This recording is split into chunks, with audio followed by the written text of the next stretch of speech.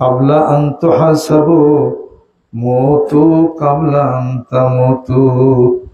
হিসাব নেওয়ার আগে হিসাব করো, মরার আগে মরো। স্মরণে হইলে মরণ, তার মরণে রয় না ব্যথা। কও না কথা, যদি স্মরণে মরণ হয় ওই মরণে কোনো ব্যথা থাকবে না। স্মরণ মানে কার স্মরণ? আল্লাহর স্মরণ। সুবহানাল্লাহ। ইরশাদ হচ্ছে কোরআনুল কারীমের মধ্যে, ওয়াযকুর রাব্বাকা ইযা নাসিতা। আল্লাহ পাক বলেন, বান্দারে যখন ভুলে যাও আমার নামের জিকির করো।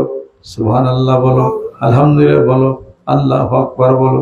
বান্দা যদি তুমি মনে মনে বলো আমি আল্লাহ রব্বুল আলামিন, আমার কুদরতি দিলে তোমাকে মনে মনে আমি স্মরণ করি, আমার কুদরতি দিলে আমি স্মরণ করি, অর্থাৎ তোমার ডাকের উত্তর আমি দিয়া থাকি। আর যদি তুমি কিছু মানুষ নিয়া আমার দিকে তুমি রুজু হইয়া যদি জিকির করো, আমার স্মরণ করো, আমি তোমাদের সে উত্তম ফেরেশতাদের মাহফিলে স্মরণ করি। আমার দিকে যদি তুমি আধা অগ্রসর হয়ে আসো, আমি তোমার দিকে এক হাত পরিমাণ অগ্রসর হয়ে যাই। তুমি যদি আমার দিকে এক হাত আসো রে বান্দা, আমি তোমার দিকে 2 হাত অগ্রসর হইয়া যাই। আমার প্রেমে পড়িয়া ঘর থেকে যদি বাহির হইয়া যদি হেঁটে হেঁটে আসো, আমার কুদরতে তো গরিব হইয়া যায়। বান্দারে আমি তখন তোর দিকে দৌড়াইয়া দৌড়াইয়া যাই। আতাইতুহু হারওয়ালাতান, আমি তোমার দিকে দৌড়াইয়া যাই। ইয়া আইয়ুহাল ইনসানু মা গররাকা বিরাব্বিকাল কারীম। আমি দয়াময় প্রভু থেকে বান্দারে তোকে কিসে সরাই নিয়ে গেল, উদ্ভ্রান্ত করে নিয়ে গেল। ধন সম্পত্তি, টাকা পয়সা, ছেলে সন্তান, ব্যবসা বাণিজ্য, প্রতিপত্তি, সব কিছু যখন তোমার মধ্যে গরক হয়ে যায়, অন্তরের মধ্যে গরক হয়ে যায়, আমি আল্লাহর ভালোবাসা থাকে না, তখন তো তুমি আমার থেকে দূরে চলে গেলা। আর তোমার নিজের নফসের তাবিদারি তখন তুমি শুরু করে দিলা। আল্লাহ পাক বলেন, বারবার আমি হাত ছাড়ি দেই, বান্দা তুমি দূরে চলে যাও। আল্লাহ পাক বলেন, আমি মনে করি তুমি আমার থেকে দূরে চলে যাও। আনতামিলু মাইলান নাজিমা, আমি চাই বান্দা তুমি আমার থেকে সুদূর পারাহত হয়ে যাও। এই জন্য আল্লাহ পাকরে যে স্মরণ করে, আল্লাহ তারে স্মরণ করে। আল্লাহ পাকরে যে চায়, আল্লাহ তারে চায়। আর আল্লাহ পাক বলেন, ফামান কানা ইয়ারজু লিকা রাব্বিহি ফালইআমাল আমালান সালিহা ওয়া লা ইউশরিক বিইবাদাতি রাব্বিহি আহাদা। বান্দা আমার কাছে আমাকে পাইতে গেলে নেকামল করো, আমি আল্লাহকে ভয় করো, আমাকে ভয় করো, আমার রাসূলকে মহব্বত করো। দুনিয়ার কোনো মানুষকে আমার ইবাদতের মধ্যে তুমি শরীক করো না। আমাকে ভয় করো, পৃথিবীর মানুষ তোমাকে ভয় করবে। আমার রাসূলকে মহব্বত করো, মানুষ তোমাকে মহব্বত করবে। সুবহানাল্লাহ।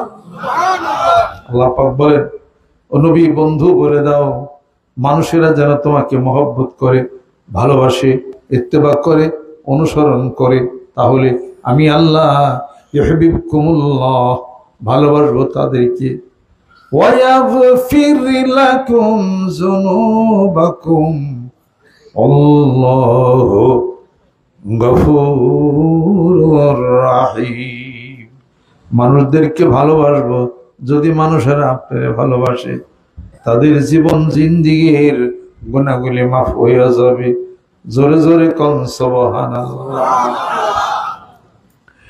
মানুষের বেশে একজন আসছিলেন রসুল নবী। তিনি মানুষ আপনার আমার মতো, কথা ঠিক, মর্যাদার অনেক উঁচে, 26টা স্তরের পার্থক্য আছে সাধারণ মানুষের সাথে।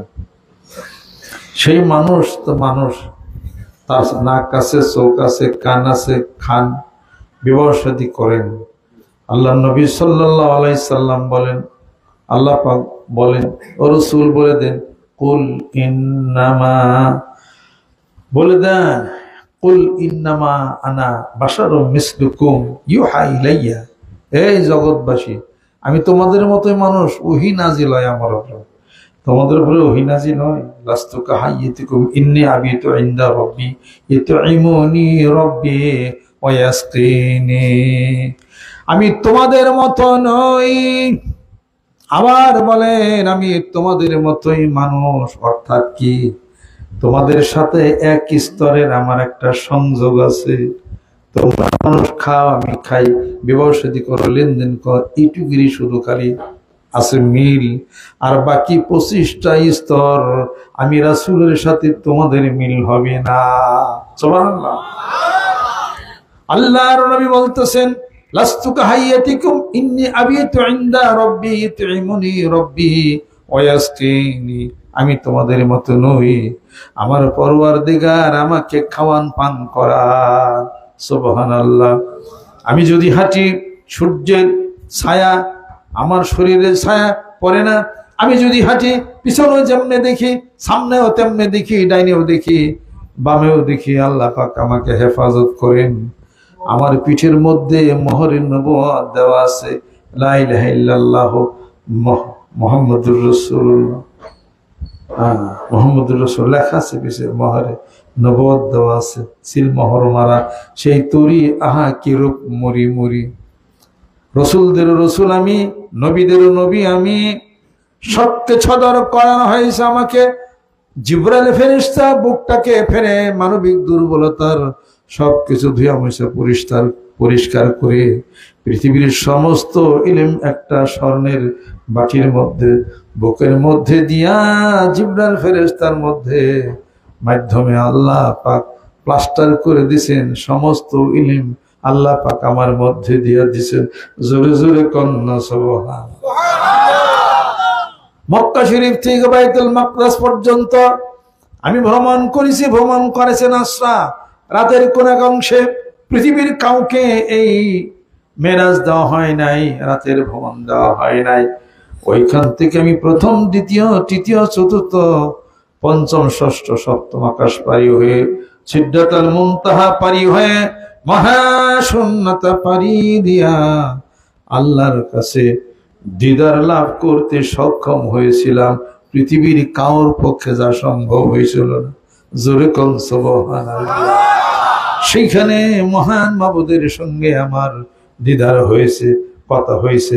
একটা ধনুকের দুই দিকে একত্রিত করলে যতটুকু জায়গা হয় অতটুকু জায়গা আমি আর আমার পরওয়ারদিগারের মধ্যে পার্থক্য ছিল। জোরে কোন সুবহানাল্লাহ। সেইখানে যে আল্লাহর নবী সাল্লাল্লাহু আলাইহি সাল্লাম আল্লাহর সঙ্গে কি প্রেমের আলাপ করছে, আল্লাহ আল্লাহর রাসূলই ভালো জানেন, আমরা ভালো জানি না। নিগুর প্রেম কথাটি তাই আজ আমি শুধাই কার কাছে, সেটা তো সেই প্রেম ভালোবাসার কথা। বন্ধুর বাড়িতে বন্ধু গেছে, কথা ঠিক কিনা? যে প্রেমেতে আল্লাহ নবী মেরাজ করলেন, তার রাসূলকে তার বন্ধুকে বাড়িতে নিয়ে গেলেন। জোরে কোন সুবহানাল্লাহ। কাজী নবীর সাথে রাসূলের সাথে পার্থক্য আমাদের 27-26 স্তরের পার্থক্য। একটার মিল আছে শুধু, খালি তিনি মানুষ, খাওয়া দাওয়া করেন, আমরা বিবাহ শাদী করি, তিনিও শুধু করেন। আর বাদ বাকি সবই তো আল্লাহ নবী সাল্লাল্লাহু আলাইহি ওয়াসাল্লাম আল্লাহর বন্ধু, দোস্ত। জোরে কোন সুবহানাল্লাহ। দোস্ত, দোস্ত যা কয় আল্লাহ তাই শুনে, আল্লাহ যা কয় দোস্তে তাই শুনে। সুবহানাল্লাহ। আর আমরা দুনিয়ার মানুষ, আমি যা কই আমার দোস্ত এটা শুনে না, দোস্ত যেটা কয় আমি কে বুঝা দিই। এই দোস্তের দাম আছে কোন? এমন আছে দোস্ত ডাক দিয়ে নিয়ে গলা কেটে মেরে আলিস তাহলে ভাই কি গেছে। এমন আছে দোস্ত টাকা পায় 2 লাখ, তারে এই বর্ষার দিনে নৌকায় নিয়ে এই কয় দোস্ত ন বেরিয়ে আসি, পরে স্প্রাইটের মধ্যে ঘুমের ওষুধ দিয়ে আরে খাওয়াইছে, এও খাইছে। পরে গরমের দিন নৌকা বইছে, দোস্ত ঘুমে এসে গেছে, হাত পা ঠ্যাং বেঁধে পানি নিচে ফালে দিছে। এ হলো দুস্থের অবস্থা। বিদেশ থেকে এক দোস্ত আরেক দোস্ত 16 লাখ টাকা মেরে নিয়ে চলে এলো, এটা হলো দুস্থ, এটা হলো বন্ধু আর দুস্থ। এটা যে দুস্থ পৃথিবীতে কাম লাগলো না, যে দুস্থ পরকালেও কামে লাগলো না। আর আল্লাহ বলেন যে আমি যাকে দুস্থ বানাইলাম তোমরা তারা দুস্থ বানাও, সে কোনোদিন তোমাদেরকে ফাঁকি দিবে না, আর আমি আল্লাহ কোনোদিন ফাঁকি দেবো না। ইন্নাল্লাহ লা ইউদিউ আজরাল মুহসিনিন, আমার মুহসিন বান্দাদের কোনো কিছুই বিফলে যাবে না। যেরকম সুবহানাল্লাহ। আল্লাহ নবী সাল্লাল্লাহু আলাইহি ওয়াসাল্লাম কাউকে ফাঁকি দিবে? যেরকম ফাঁকি দিবে নাকি? আল্লাহ হাসরের ময়দানে আল্লাহ নবী সাল্লাল্লাহু আলাইহি ওয়াসাল্লাম কাঁদবেন তার উম্মতের জন্য, আর বলবেন যে হাউজে কাউসার থেকে উম্মত গুলাকে দেখে দেখে দেখে দেখে পানি পান করে জান্নাতে দিবেন। যেরকম সুবহানাল্লাহ। কোন কোন উম্মতের বিচার হয়ে যাবে, তাদেরকে ফেরেশতারা ও দূর থেকে শিকল বাইন্ধে টানতে টানতে জাহান্নামে নিয়ে যাবে। আল্লাহ নবী সাল্লাল্লাহু আলাইহি ওয়াসাল্লাম দেখবেন, বলবে এই ফেরেশতারা কি করো? ইয়া রাসূলুল্লাহ বিচার হয়ে গেছে। কি বিচার হয়েছে? তো আমার উম্মত বিচার হয়ে গেছে, জাহান্নামে যাবে, আর আমলনামা পাতলা আর গুনার আমলনামা ভারী হয়ে গেছে। আসো এদিকে, আমলনামা কয় যে আমলনামা, কয় মাফ ফিরে আবার, কয় মাফ তো হয়ে গেছে। ফেরেশতারা বলে আল্লাহ আপনার বন্ধু তো মাফতে বলে, কয় আমার বন্ধু যা বলে তাই করো। কথা বলো, আমার বন্ধু যা বলবে আমার কুদরত তাই গ্রহণ করে নিবে। এরপরে এই আমলনামা মাফা শুরু হয়ে যাবে। দেখা যাবে যে নেকের পাল্লাটা পাতলা হয়ে গেছে, গুনার পাল্লাটা ভারী হয়ে গেছে। পিছন দিক থেকে যায় আল্লাহ নবী সাল্লাল্লাহু আলাইহি সাল্লাম, পিছন দিক থেকে যায় গুনার পাল্লাটা ঘাড়ের মধ্যে নিয়ে উঁচা করবে, উঁচা করতে পারে না, এত গুনাহ হয়ে গেছে। খুব কষ্ট করে যখন উঁচা করে, ফেরেশতা বলে ও নবী, আল্লাহর নবী, আল্লাহর বন্ধু আপনি কি করেন? এরকম করলে তো বিচার হবে না। আল্লাহ পাক বলেন ডাক দিয়ে, ও ফেরেশতা কোনো কথা কইও না, আমার বন্ধু যা করে আমি আল্লাহ কবুল করে নি। ওই নবীরে বন্ধু বানান, জীবনে কোনোদিন ঠকবেন না। যে নবী কবরে পাড়ি দিবেন করবেন, যে নবী হাসরে পাড়ি দিবেন পারি করে দিবেন। সুবহানাল্লাহ। এমন নবী যে নবীকে পৃথিবীর সবাই চিনলো, গাছে চিনলো, মাছে চিনলো, পাখিতে চিনলো, হরিণে চিনলো, ওই সূর্য চিনলো, তুমি আমি শুধু নবীরে চিনলাম না। নবী নাই, নবীরে দেখো নাই, কিন্তু নবীর জন্য পাগল যারা হ্যাগো চিনো। তাহলে পরে নবীর গান তাদের শরীরটা কইব, কথা ঠিক কিনা? নবীর শরীরের গান তাদের শরীরে পাওয়া যায়। আতরের সাথে যদি থাকো না, আতরের গান কইব। জিকিরওয়ালাদের সাথে থাকো, জিকিরের গান মানে জান্নাতের গান বলবে। যারা সুন্নতের ইত্তেবা করে, জিকির করে, রসুলকে মহব্বত করে, তাদের সাথে বেহেশতের গান পাওয়া যাবে। সুবহানাল্লাহ। তাই কবি বলেন, একদাস্তানে রাগারে বসিয়া হেরিন মাটির ঢেলা, হাতে লয়ে তার সখিয়া দেখিন রয়েছে সুবাস মেলা। কহিন তাহারে কস্তুরী তুমি, তুমি কি আতর দান, তোমার গায়েতে সুবাস ভরা, তুমি কি গুলিস্তান। কহিল ও সব আমি কিছু নহি, আমি অতি নিচ মাটি, ফুলের সহিত থাকিয়া তাহার সুবাসে হইল খাটি। ফুলের সাথে থাইকা আমি মাটির ঢিলা, আমি সুবাস হয়ে গেছি। সুবহানাল্লাহ। কাজে জিকিরওয়ালা যারা করে তারপর কাছে কাছে থাকেন, একটু ঘেঁষেন, জিকির করেন, সুন্নত পালন করেন, তাহলে দেখা যাবে এই 2 দিনে এই মোহন মায়া, সারাব নেশা, সার হাফেজ বিদায় দিতে ঘরের সাথী দূরের বন্ধু ডাকছে, আর কোনো একদিন দুনিয়া ছাড়তেই হবে, কবরে যাইতেই হবে। কবরে যায় বন্ধু কি হবে? আহা, কেউ বন্ধু হবে না। ভাই বন্ধু হবে, মা বন্ধু হবে, স্ত্রী বন্ধু হবে। আজ বাদে কাল মরে গেলে স্ত্রী ভুলে যাবে, সন্তান ভুলে যাবে, সবাই ভুলে যাবে। জীবন মৃত্যুর পরে পৃথিবীতে জীবিত থাকতে যে আপনাকে মনে করে ওই তো আপনার বন্ধু, ওই তো বন্ধু। সে সূরা ফাতিহা পড়বে, একটু জিকির করবে, আপনার নাম একটু সব রেসানি করবে। ওই মানুষগুলি একটু বানাইয়া যান, সেই মানুষ। কাজে কার দ্বারা কে মাফ পায় এটা তো বলা যাবে না। কাজে আল্লাহ নবী সাল্লাল্লাহু আলাইহি সাল্লাম ওই আখিরাতে সেই মানুষটাই শুধু খালি ধরা দেবে, তাকে দুনিয়া থেকে চিনা যাইতে হবে। জীবনে না হইল যাহা, মরণে কি হয় রে তাহা। বাঁচা থাকতেই নবীরে চিনলেন না, মৃত্যুর পরে নবী চেনা যাবে না। ছেলে তালাশ করে হাসরের ময়দানে পাবেন না, স্ত্রী পাবেন না, মা পাবেন না, বাপ পাবেন না। সূরা আবাসার মধ্যে আল্লাহ পাক ঘোষণা করেন 30 পারায়, ইয়াউমা ইয়াফিরুল মারউ মিন আখিহি ওয়া উম্মিহি ওয়া আবিহি ওয়া সাহিবাতিহি ওয়া বানিহি। ওই দিনকে ভয় করা যেদিন আপন ভাইয়ের থেকে ভাই দূরে চলে যাবে, আর যেদিন আপন স্ত্রী স্বামীর থেকে দূরে চলে যাবে, মা দূরে চলে যাবে, স্বামী স্ত্রী পার্থক্য হয়ে যাবে, কেউর সাথে কেউ পরিচয় হবে না। একটা সুবহানাল্লাহ যদি কম পড়ে কারোর কাছে পাইবেন না যে একটা সুবহানাল্লাহ আপনাকে কেউ দেয়। কিন্তু একটা কাজ যদি কইরা যান দুনিয়ার থেকে, মৃত্যুর পরে কবরে বসে বসেও সওয়াব পাইবেন, সুবহানাল্লাহ পাইবেন, আলহামদুলিল্লাহ পাইবেন। যদি তিনটা জিনিস যদি জীবিত থাকতে কইরা যান, মরণের পরও সওয়াব পাইবে। সুবহানাল্লাহ।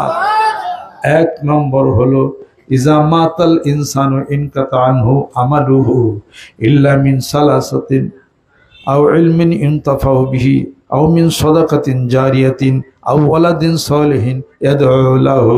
যুরকুন সুবহানাল্লাহ। মানুষ যখন দুনিয়া থেকে বিদায় হয়ে যাবে তার আমলনামা বন্ধ হয়ে যাবে। নামাজ নাই, হজ নাই, যাকাত নাই, কোনো আমলনামা করতে পারবে না। কিন্তু মৃত্যুর পরেও তার তিনটা জিনিস যদি কইরা যায় দুনিয়ার থেকে, ওই আমলনামা কবরও তার পাইবে, কবরও তার আমলনামার মধ্যে জমা হবে। 1 নম্বর যদি ইলম বিতরণ করে, কোরআন শরীফ শিক্ষা দেয়, হাদিস শরীফ যদি শিক্ষা দেয়, এগুলো যারা শিখলো যত ইলমের চর্চা হবে এই সব মৃত্যুর পরে পাবে। জোরে কোন সুবহানাল্লাহ। আও মিন সাদাকাতিন জারিয়াতিন, এমন একটা দান সদকা যদি করে যায়, মসজিদ করে যায়, মাদ্রাসা করে যায়, এতিমখানা করে যায়, একটা বৃদ্ধাশ্রম যদি করে যায়, অথবা বৃক্ষ যদি রোপণ করে যায়, অথবা রাস্তা দিয়ে মানুষ হাইটা যায়, একটা শেড যদি তৈরি করে দেওয়া যায়, একটা টিউবওয়েল যদি গরিব বাসে খনন করে দেয়, একটা পুকুর যদি খনন করে দেয়, এগুলো হলো জনহিতকর কাজ, এগুলো হলো সদকায়ে জারিয়া। পুকুর যদি খনন করে দেয়, এগুলো হলো সদকায়ে জারিয়া যদি করে, তাহলে পরে এর সওয়াব সে পাবে। অথবা এমন নেককার ছেলে সন্তান পৃথিবীর বুকে রেখে যাবে, যেই নেককার ছেলে সন্তান, আপনার সেই ছেলে আপনার মেয়ে পিতামাতার মরণের পরে দোয়া করবে, রব্বির হামহুমা কামা রব্বায়ানি সগীরা।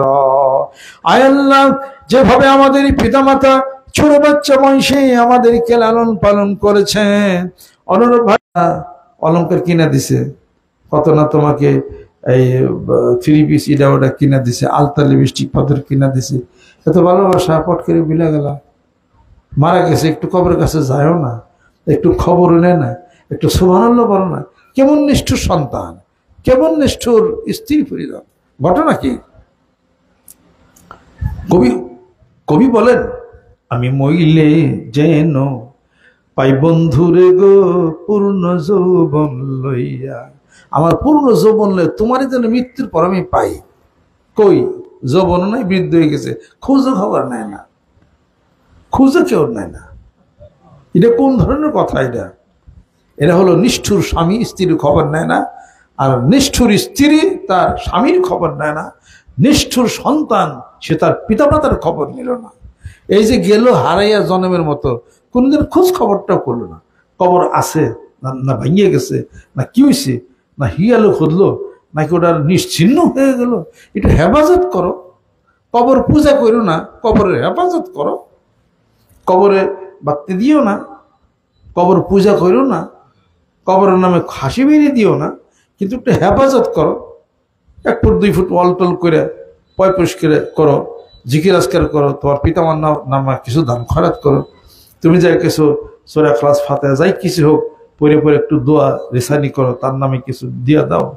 তাহলে পরে এই মৃত ব্যক্তি খুশি হবে জীবিত ব্যক্তির উপরে, তখন তার দোয়া আল্লাহর কাছে যাবে। যেরকম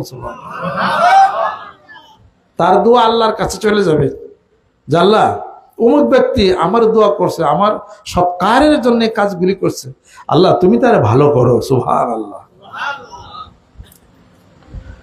আর সেই কবরের হেফাজত যদি না হয়, মুরগি আটে, তারপরে ছাগল আটে, বেরি আটে। আমি তো কত কবর দেখছি, কবরবাসী বদদোয়া করে ওই বাড়ির ওই বাড়ি সব বিরান হয়ে যাবে। মনে রেখে দিয়ে 2 কারণে বাড়ি বিরান হয়। কয় কারণ? 2 কারণে বাড়ি বিরান হয়। 1 নম্বর, কবরের হেফাজত না করার কারণে বাড়ি বিরান হয়। কবর বাতি দেওয়ার কথা বলি না, শ্রদ্ধা করার কথা বলি না, কবরকে হেফাজত করা, কবরবাসীর জন্য কিছু দোয়া করা, এটা না করলে বাড়ি বিরান হয়। 1 নম্বর। 2 নম্বর, কোরআন শরীফ আছে বাড়িতে যদি তেলাওয়াত না করে, 2 কারণে বাড়ি বিরান হয়। বাড়ি বিরান মানে কি? অভাব অনটন, ইটা ওটা হ্যান ত্যান সব কিছু শুরু হয়ে যাবে। কোরআন শরীফ তেলাওয়াত করেন, কবরের হেফাজত করেন, বাড়ি বিরান হবে না। সুবহানাল্লাহ। পাশেই কবর দেওয়া থইছে, মার কবর, বাবার কবর। আমি এক জায়গায় দেখছি মুরগি আটতাছে, ছাগল আটতাছে, বেরি আটতাছে। মনে মনে ভাবলাম যে বাড়ি বিরান হবে, একের বিরান হয়ে গেছে, শেষ। বেটা বেড়ে সব বিরান হয়ে গেছে, একের পরীক্ষিত। এরা সাবধান। কোরআন শরীফ থাকলে সেগুলো মুচা টুচা পয় পরিষ্কার কোরআন শরীফ তেলাওয়াত করতে হবে। আর কোরআন শরীফ তাকে অভিশাপ করে, বদ্ধ করে। যে বাড়িতে কোরআন আছে তেলাওয়াত করা না, ওই ঘরটা উজার সংসার হয়ে যায়, এটা বিরান হয়ে যাবে। এটা কোরআন তেলাওয়াত করতে হবে, কবরের হেফাজত করতে হবে, নাহলে পরে বাড়ি বিরান হয়ে যাবে। রাসূলকে মহব্বত করলে রাসূল যা করেছেন তা করতে হবে। সময় ইচ্ছা করেন, where there is will there is way, ওয়ান লাইসা লিল ইনসানি ইল্লা মা সা। চেষ্টা করলেই উপায় হয়ে যাবে। যেরকম সুবহানাল্লাহ। রাসূলের মহব্বত ভিতরে আনা যাবে। রাসূলের ভালোবাসলে আল্লাহ পর্যন্ত যাওয়া যাবে। যেরকম সুবহানাল্লাহ।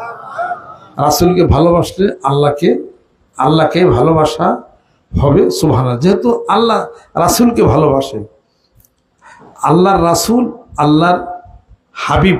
সুবহানাল্লাহ। পৃথিবীর সব মানুষ নবী রাসূল আল্লাহরে খুশি করার জন্য ব্যস্ত থাকে। আল্লাহ বলেন হাবিব তো সেই যাকে খুশি করার জন্য আমার কুদরত ব্যস্ত থাকে। তার মানে আমার রাসূল যা বলবে আমি আমার রাসূলকে খুশি করি। সাইকুল সুবহানাহু মিনান নাসে মা ওয়াল্লাহুম আন কিবলাতিহিম আল্লাতী কানু আলাইহা কুল্লিল্লাহিল মাশরিকুল মাগরিব ইয়াহদি মান ইয়াশা ইলা সিরাতিল মুস্তাকিম।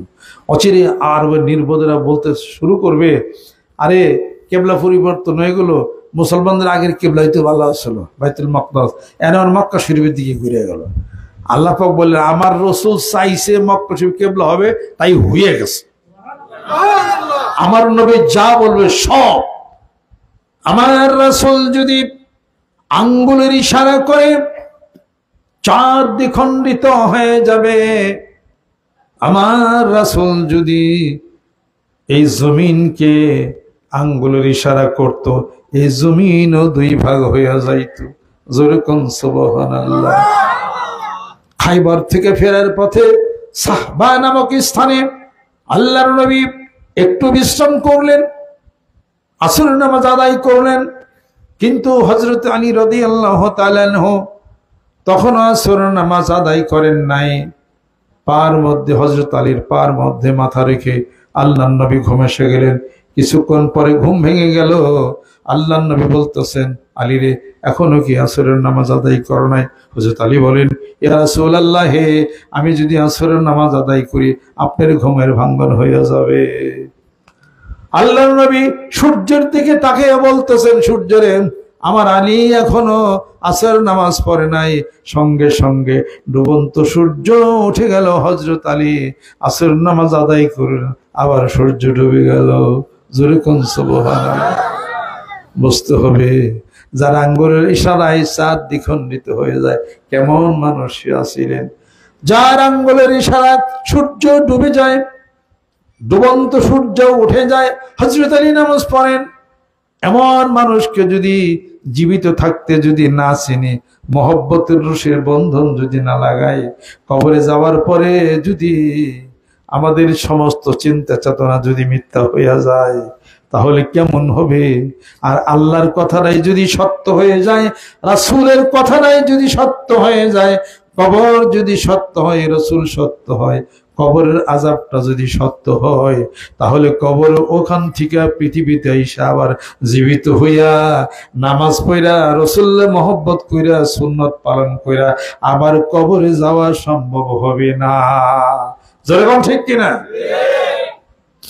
কাজে রাসূলকে পাতাই চিনছেন, পাতাই ফুলে যে নাম আঁকা, ত্রিভুবনে যে নাম লেখা, পাতাই ফুলে যে নাম আঁকা, ত্রিভুবনে যে নাম লেখা, যে নাম নিতে চাঁদ সে তারা আসমানে খাই দো,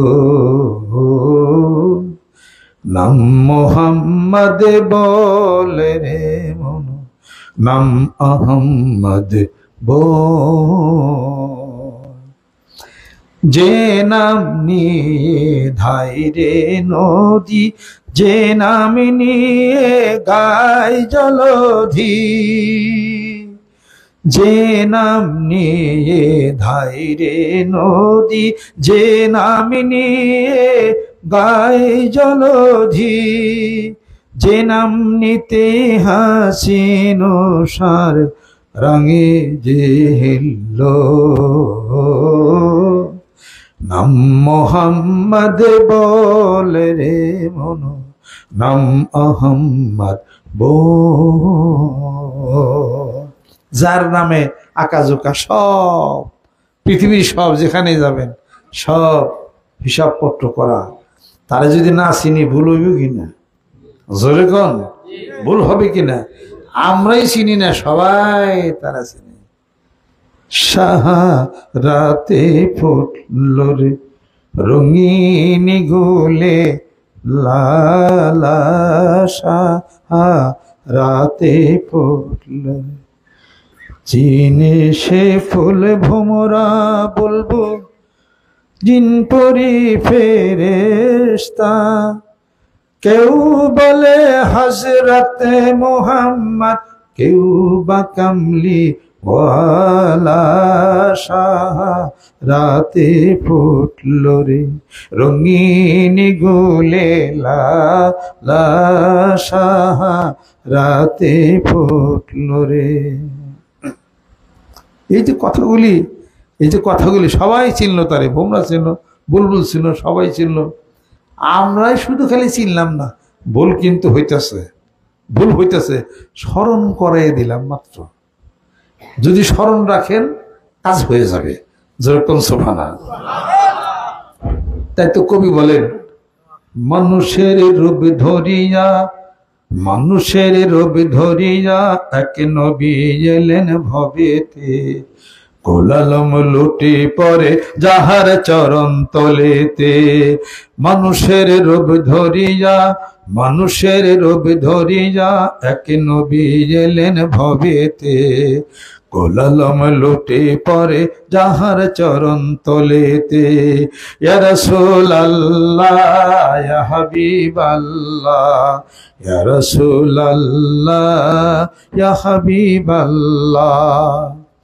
নিজে খোদা মজনু হইয়া দোস্তি করলেন যার সাথে, নিজে খোদা মজনু হইয়া দুস্তি করলেন যার সাথে, নামের সাথে নাম মেশানো দেখ না চেয়ে কলমাতে। ইয়া রাসূলুল্লাহ ইয়া হাবিবাল্লাহ, মানুষের রূপ ধরিয়া এক নবী এলেন ভবেতে, গোলালাম লুটে পড়ে যাহার চরণ তলেতে। আরব দেশের মানুষেরা কত বড় ভাগ্যবান, আরব দেশের মানুষেরা কত বড় ভাগ্যবান, নবীজির রূপ দেখিয়া কাফের হইল মুসলমান, নবীজির রূপ দেখিয়া কাফের হইল মুসলমান। ইয়া রাসূলুল্লাহ ইয়া হাবিবাল্লাহ, মানুষের রূপ ধরিয়া এক নবী এলেন ভবেতে, কুলালম লুটে পড়ে যাহার চরণ তলেতে। বনের হরিণ পশু হইয়া চিনল আমার নবীকে, বনের হরিণ পশু হইয়া চিনল আমার নবীকে, উম্মত হয়ে চিনলাম না তাই দুঃখ রইল মনেতে, উম্মত হয়ে চিনলাম না তাই দুঃখ রইল মনেতে। ইয়া রাসূলুল্লাহ ইয়া হাবিবাল্লাহ, মানুষের রূপ ধরিয়া এক নবী এলেন ভবেতে, গোলালম লুটে পড়ে যাহার চরণ তলেতে। গোটা বিশ্ব পৃথিবী যার চরণ তলে, যার উদ্দেশ্য করে পৃথিবীর এত সাজা গোজা, এত কিছু করেছেন। আপনাকে আমাকে প্রেম দিয়েই পাইতে হবে, জ্ঞান দিয়ে পাওয়া যাবে না। প্রেম দিয়ে পান, জ্ঞান দিয়ে খাটাইলে জ্ঞান খাটাইবেন, জ্ঞান খাটাইলে ভুল হবে, পারবেন না। প্রেম দিয়ে পান, তাকে তো পারবেনই না, জ্ঞান দিয়ে ধ্যান দিয়ে পারবেন না, প্রেম দিয়ে ধরতে হবে তাকে। এই জন্য তো কবি বলেন, ফকিরি দরবেশে আউলিয়া যারে ধ্যানে জ্ঞানে ধরতে না রে, ফকির দরবেশে আউলিয়া যারে ধ্যানে জ্ঞানে ধরতে না রে, যার মহিমা বুঝিতে পারে, যার মহিমা বুঝিতে পারে, সে আল্লাহ তাআলা মোদের নবী কামলিওয়ালা। দেখো আজ আরো সে আছেন মোদের নবী কামলিওয়ালা। ফকির দরবেশ আউলিয়া যারে ধ্যানে জ্ঞানে ধরতে না পারে, শুধু প্রেম দিয়ে ধরতে হবে। আল্লাহর নবী বলতেছেন, লা ইউমিনু আহাদুকুম হাত্তা আকুনা আহাব্বা ইলাইহি মিন ওয়ালিদিহি ওয়া ওয়ালাদিহি ওয়ান নাসি আজমাইন।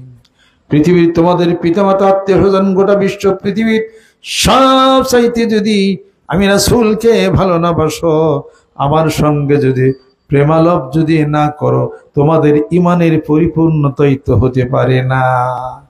প্রেম দিয়ে ভালোবাসো, প্রেম দিয়ে তারে ভাও, জীবনের চাইতে ভালোবাসলে তারই ভাও যাবে। জোরে কম সুবহানাল্লাহ।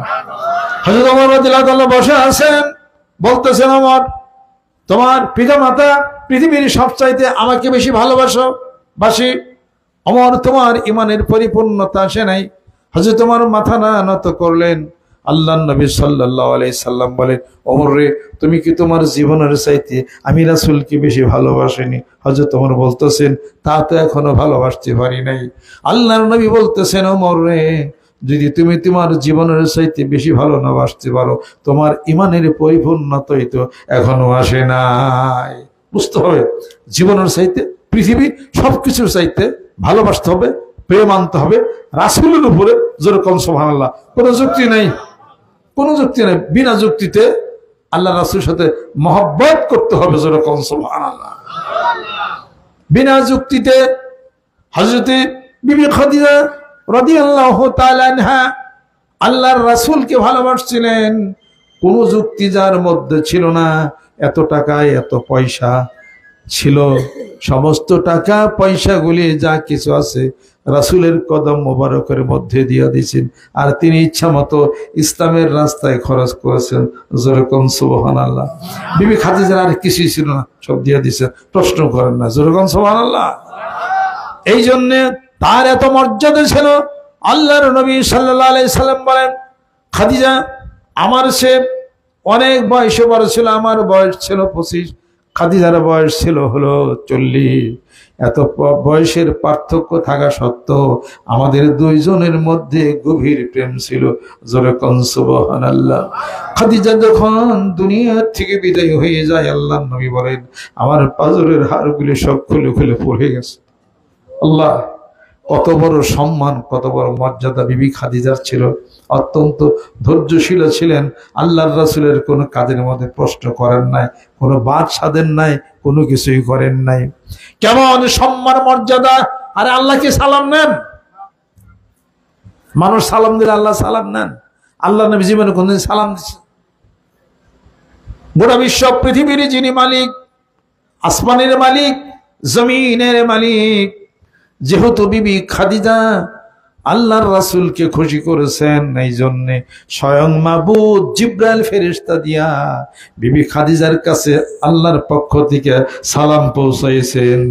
আর জিবরাইল ফেরেশতাকে বলেছেন, জিবরাইল ফেরেশতা যাও, আমি আল্লাহ বিবি খাদিজাকে সালাম পাঠাইলাম। সুবহানাল্লাহ। স্বয়ং রব যারে সালাম পাঠায়, আপনি আমি কেনা? একটা কথা হইল, গোটা বিশ্ব পৃথিবীর মালিক যিনি, তিনি বিবি খাদিজাকে সালাম পাঠান। আমার সালাম পৌঁছায়ও, বুঝতে হবে রাসূল যাকে ভালোবাসছেন আল্লাহ তারে ভালোবাসছেন। রাসূল ভালোবাসছেন হাসান হুসাইনকে, আল্লাহ ভালোবাসছেন। সেজদা দিচ্ছেন নামাজের, হাসান হুসেন দুইজন ঘোড়া বানিয়া পিঠের মধ্যে বসে রয়েছে। আল্লাহ নবী সাল্লাল্লাহু আলাইহি ওয়াসাল্লাম এখন সেজদাতে উঠতে পারেন না।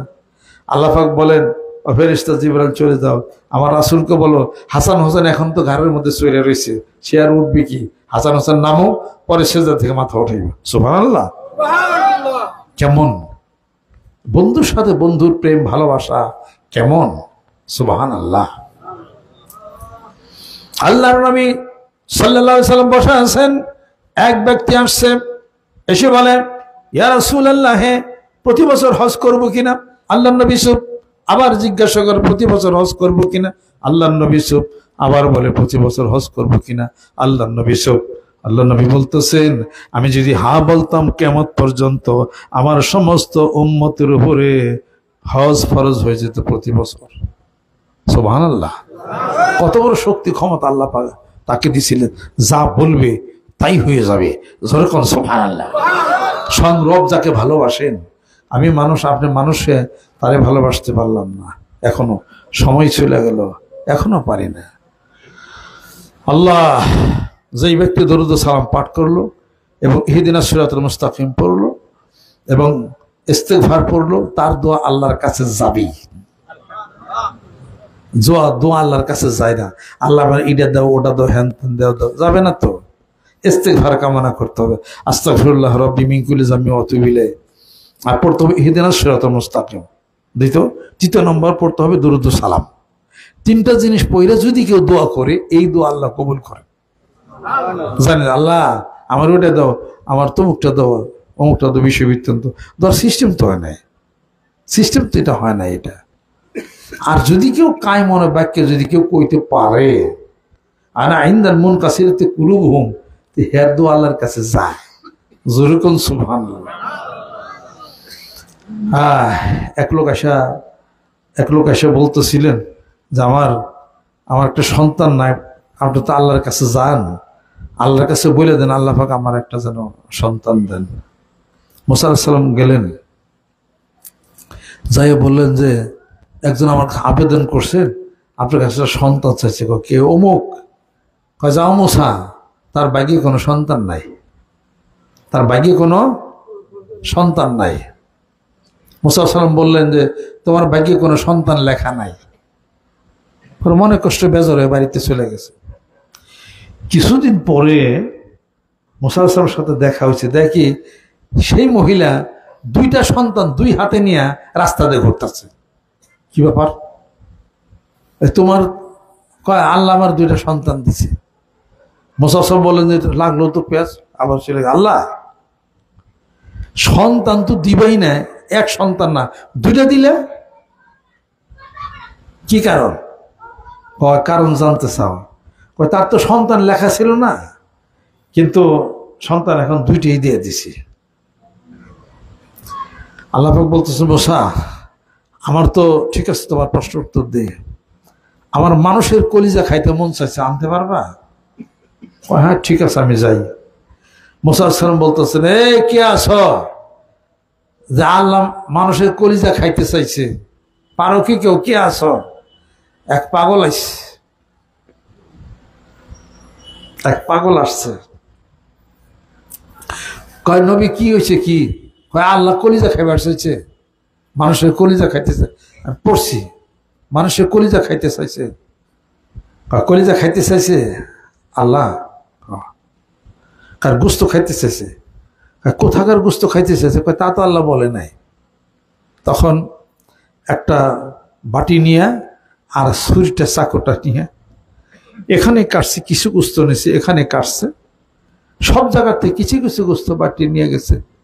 আর এখান থেকে বুকটা ফেরা তার কলিজাটা বাড়ি করে দিয়ে দিছে যে নিয়ে যাও আমার কলিজা, আল্লাহরে দেওগা, আর বলগা যে তোমার এক ভক্ত দুনিয়ার থেকে বিদায় হয়ে গেছে, আল্লাহর কাছে নিয়ে গেছে। আল্লাহ মানুষের কলিজা আছে দিছে একজন। আল্লাহ পাক বলেন মুসা আমার একটা ভক্ত, আমার একটা পাগল দুনিয়ার থেকে হারাই গেল, তুমি তার কাছ থেকে কলিজা আল্লাহ তোমার কাছে ছিল না। মুসা লজ্জিত হয়ে গেল, আমার একটা ভক্ত সে দুনিয়ার থেকে বিদায় হয়ে গেল, তার নিজের শরীরের চামড়া কেটে গোস্তটা দিল, কলিজাটা দিল। এর কাছে সেই মহিলাটা গেছিল, সে বলছিল 1 রুটি দিলে 1 পোলা পাইব, 2 রুটি দিলে 2 পোলা পাইব। এই পাগলেই সেই মহিলাকে দোয়া করেছিল। এখন বলো কার দোয়া আমি কবুল করতে পারি? কোন সন্তান ছিল না, এই পাগল দোয়া করতে, সেই দোয়াই তো আমি কবুল করবো না, তোমারটা করবো আমি। হয়তো মুসা আলাইহিস সালাম কাঁদতে কাঁদতে বাড়িতে চলে গেলেন। মুসা আলাইহিস সালাম দুই জায়গাতে খুব লজ্জিত হয়েছিলেন। একটা জায়গায়, আরেকটা হলো হাদিসের মধ্যে পাইছি, বনী ইসরাইলের এক লোক ওই আল্লাহর এসকে পড়া ঘরের বারান্দায় দাঁড়িয়ে দাঁড়িয়ে বলতেছিলেন আল্লাহ তোরে যদি পাইতাম গোসল দিতাম, তোমার যদি পাইতাম ঘাস কেটে খাওয়াইতাম, আল্লাহ রে তোরে যদি পাইতাম তোমার সিংহে আমি তেল লাগাইয়া দিতাম। মুসা আলাইহিস সালাম ওদিক দিয়ে যায়, বলে হ্যাঁ আল্লাহ রে কি গরু পাইছো, সিং পাইছো, তারে খাওয়াও তুমি। এটা যখন ধমক দিছে তার খেয়াল তখন ছুটে গেছে। যখন আল্লাহর সাথে আবার কথাবার্তা বলতে গেছে, আল্লাহ পাক বলে মুসা বনী ইসরাইল এক লোক, সে যখন বলতেছিল আল্লাহ তোমার যদি পাইতাম ঘাস কাটা খাওয়াইতাম, তোমার পাইলে আমি গোসল দিতাম আর তোমার সঙ্গে তেল লাগাই দিতাম, আমি আল্লাহ তখন সঙ্গে উপস্থিত, সেখানে কুদরতি ভাবে উপস্থিত, তার কথা শুনতেছিলাম, তার কথাগুলো খুব ভালো লাগতেছিল। সে তো এশক মনে করছে, এ তো কোনো শিরক করে নাই, তার ভিতরে এসকে জজবাই সে বলতেছিল। একটা পাগলের সাথে তুমি আমাকে পার্থক্য করে দিলে মুসা। মুসা আবার দৌড়িয়ে গেছে, যাই দেখে পাগলটা নাই, ঘরের মধ্যে বসে বসে কাঁদতেছে, আমি মধ্যে অপরাধ করে ফেলছি। মুসা বলেন যে তুমি জানি কি বলতেছিলা, আবার বলো তো। নবী এখন তার সেটা হবে না, এখন তার সেটা হবে না। এইরকম পাগল যদি কেউ থাকে, ওই পাগলের কথা আল্লাহ শুনে, সুবহানাল্লাহ, ওই পাগলের কথা আল্লাহ কিন্তু শোনে। যে এক পাগল আসল আল্লাহর সাথে তার একাকার হয়ে গেছে, কি হিসাবে হয়েছে পৃথিবীর মানুষ কেউ বলতে পারবে না, পৃথিবীর মানুষ বলতে পারবে না। মনসুর হাল্লাজকে পুরাই ফেলছে, তাও কয় আনাল হক, মারে ফেলেছে কয় আনাল হক। ঘটনা কি ডে, ব্যাপার কি ডে? এগুলোর হিসাব বোঝানো যাবে না, এগুলা পাগলের হিসাব। আর ওই জগতের হিসাব দুনিয়ার জগৎ এটা হবেই না, এটা করাই যাবে না, এটা রুহের আত্মার জগতের। তাই তো কবি বলেন আশিক হুলে মাশুক মিলে, হায়রে মনসুর হেল্লা যে আবার আনাল হক বলে, হায়রে আশিক হলে মাশুক মিলে, হায়রে মনসুর হেল্লা যে আবার আনাল হক বলে, ওরে সেই মতো আশিক আমি হইলাম রে। আরে বন্ধু দেশ বিদেশে ঘুইরা বেড়ায়, তার আশায় বন্ধু দেশ বিদেশে ঘুইরা বেড়ায়, তার আশায় রে ও মুর্শিদ রইলে কোথায়, তোরে না দেখিলে মোর প্রাণ যায়, ওরে ও মুর্শিদ রইলে কোথায়। দুনিয়াতে দেখা হলো না, আখেরাতে অনেকে দেখা হবে না। প্রেম কইরাছেন নবী করণী, হায়রে তারাই কেবল হয় নাই দেখা, এই না দুনিয়ায় রে সেই মতো প্রেমী আমি হইলাম রে। আরে বন্ধু পান থাকিতে একবার দেখা দাও আমায়, বন্ধু পান থাকিতে একবার দেখা দাও আমায় রে ও বন্ধু রইলে কোথায়, তোরে না দেখিলে মোর প্রাণ যায়, ওরে ও মুর্শিদ রইলে কোথায়। মিলন ওয়াজ করুনি, আল্লাহ রসুলের জামাটা দিয়ে গেলেন হযরত আলী হযরত ওমর দিয়া, দেখাই হইল না, হাসর অন্যকে দেখা হবে না। কি কি হিসাব পত্র মনসুর হালাল পুরাইয়ে দিলা করে, বহলুল মজনুন পাগলা কাগজে লিখে দিলে বেশ তো, এই বেশ তো পায়ে গেল হারুন রশিদের স্ত্রী। এরা আবার কোন জগতের ছিল? এরা ওই জগতের মানুষ যাদের দুনিয়া কোনোদিন ধরতে পারে নাই, দুনিয়ার কোনো লোভ লালসা খাওয়া পড়া কিছুই যাদের ছিল না। তারা এক আল্লাহর ইশক প্রেমে দেওয়ানা ছিল, তারা সারাদিন রসুলের প্রেমেই তারা দেওয়ানা। যেরকম সুবহানাল্লাহ। এক সাহাবী আরেক সাহাবীর বিরুদ্ধে বিচার দিছে, ইয়া রাসূলুল্লাহ অমুকের মাথার এরকম বিশাল খোপা চুল বান্ধে থুইছে, তাই নাকি ডাকো, চুল এত বড় কে? ডাকছে, ইয়া রাসূলুল্লাহ এই দেখেন তার মাথার চুল, এই মাথার থেকে গামছা খোলাও, খোলাইছে, এরকম চুল খোপা বান্ধে থুয়ে দিছে, এত বড় চুল কে, কি হয়েছে? ও সাহাবী বলেন, ইয়া রাসূলুল্লাহ এই জন্য তো বিচার দিছে আপনার কাছে। বলতেছে, ইয়া রাসূলুল্লাহ অনেকদিন আগে আপনি আমাকে ভালোবেসে আমার মাথার মধ্যে হাত দিয়েছিলেন, আপনার পবিত্র হাত এই চুলে লাগছিল, আমি আর চুল কাটি নে, চুলটা আমি মুড়াইয়া বান্ধা থেকে মানুষে জানি না দেখি, আমার রাসূলের হাত আমার চুলে লাগছে, সেই হাত আমি কেটে কোথায় ফালাবো? আমি আর চুলটা কাটি না, আমি বান্ধা রাখছি। আল্লাহ নবী সাল্লাল্লাহু আলাইহি ওয়াসাল্লাম, সাহাবারা কথা বলে না, চুপ থাকো, যাইতে দাও, যাও। তার জন্য এটা খাস ছিল। সুবহানাল্লাহ। রাসূলকে মহব্বত ভালোবাসছেন, এটা তার জন্য, আমাদের জন্য না, আমরা এটা করতে পারবো না। কেমন মানুষ ছিলেন, কেমন মানুষ ছিলেন। আয়েশা সিদ্দিকা রাদিয়াল্লাহু তাআলা না গোসল করাইতেছেন আল্লাহ নবী সাল্লাল্লাহু আলাইহি সাল্লামকে, ওই পাথরের নিচে পাটা পড়ছে, আল্লাহ নবী সাল্লাল্লাহু আলাইহি পাথরের পা রাখছেন, পাথর দিয়া পা ওটা কাইটা রক্ত বেরিয়েছে। আয়েশা সিদ্দিকা রাদিয়াল্লাহু তাআলা না গোসল যখন হয়ে গেছে, আল্লাহ নবী বলতে, এখানে রক্ত কেন? কয় রাসূলুল্লাহ পাথরের নিচে আমার পাও ছিল, আপনার তো দাঁড়িয়ে গোসল করছে। পয়সা একটু বললেই তো পা টস করাইতাম। কয় না ঠিক আছে। আবার আপনি সরা লাগে, পা কাইটা রক্ত বের হইতেছে, বলে নাই রাসূল কি? আপনার আমার হইলে হয়তো বলতে পা সরা তাড়াতাড়ি, আমার পা কেটে গেল, তুমি বলো তো নেই তোমার। কিন্তু নবীর স্ত্রীর কিছুই বলে নাই। ইয়া রাসূল আল্লাহ, কি সম্মান, কি শ্রদ্ধা! এই সম্মান, এই শ্রদ্ধা দেখে মেয়েদেরকে শিখতে হবে, স্বামীদেরকে এই সম্মান, এই শ্রদ্ধা করতে হবে। যেরকম সুবহানাল্লাহ। বিবি রহিমাকে দেখে আইয়ুব আলাইহিস সালাতু কেমনে সম্মান শ্রদ্ধা করতেন তা শিখতে হবে।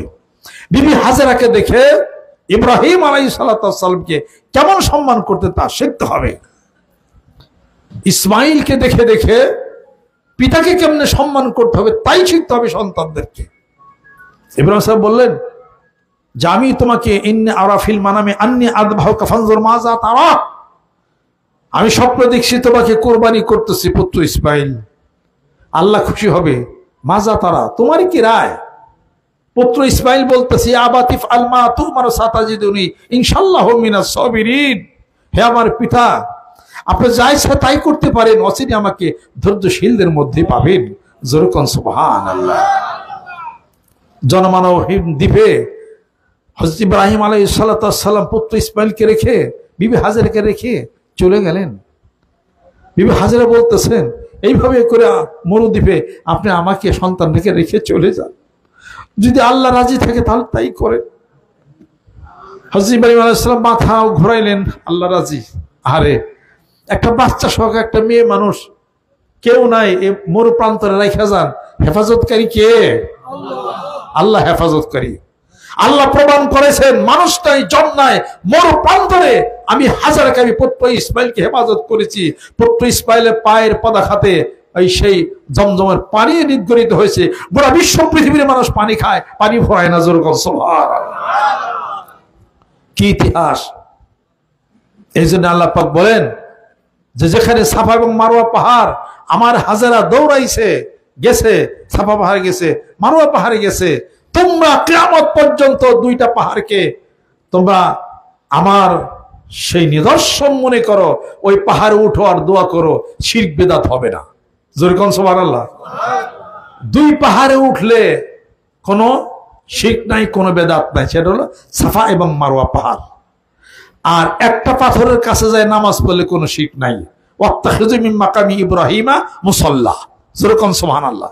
যে পাথরটার উপরে ইব্রাহিম আলাইহিস সালাম পা দিয়া মক্কা শরীফ করছেন, আল্লাহর ঘর বানাইছেন, ওই জায়গাটা, ওখানে নামাজ পড়েন, ওটার সামনে কোনো শিরক নাই।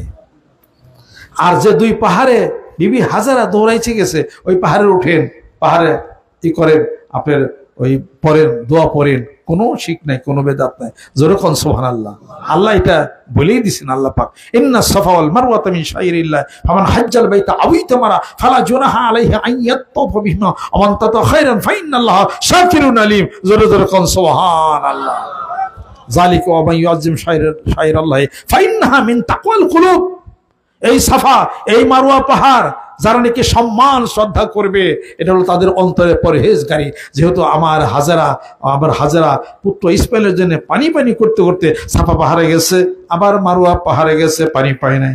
মাঝখানের জায়গাটা যেখানে বেশি বেশি দৌড়াইতে হয়, এই দোয়া পড়তে হয়, রব্বি গফির ওয়ারহাম ওয়ান্তাল আয্যু ওয়াল আকরাম। ওই জায়গাটার মধ্যে হাজী সাহেব একটু বেশি বেশি দৌড়াইবে। আল্লাহ পাক বলেন নিদর্শন আমি করে দিছি, এই নিদর্শন হলো তোমার অন্তরের তাকওয়া, পরহেজগারের চিহ্ন।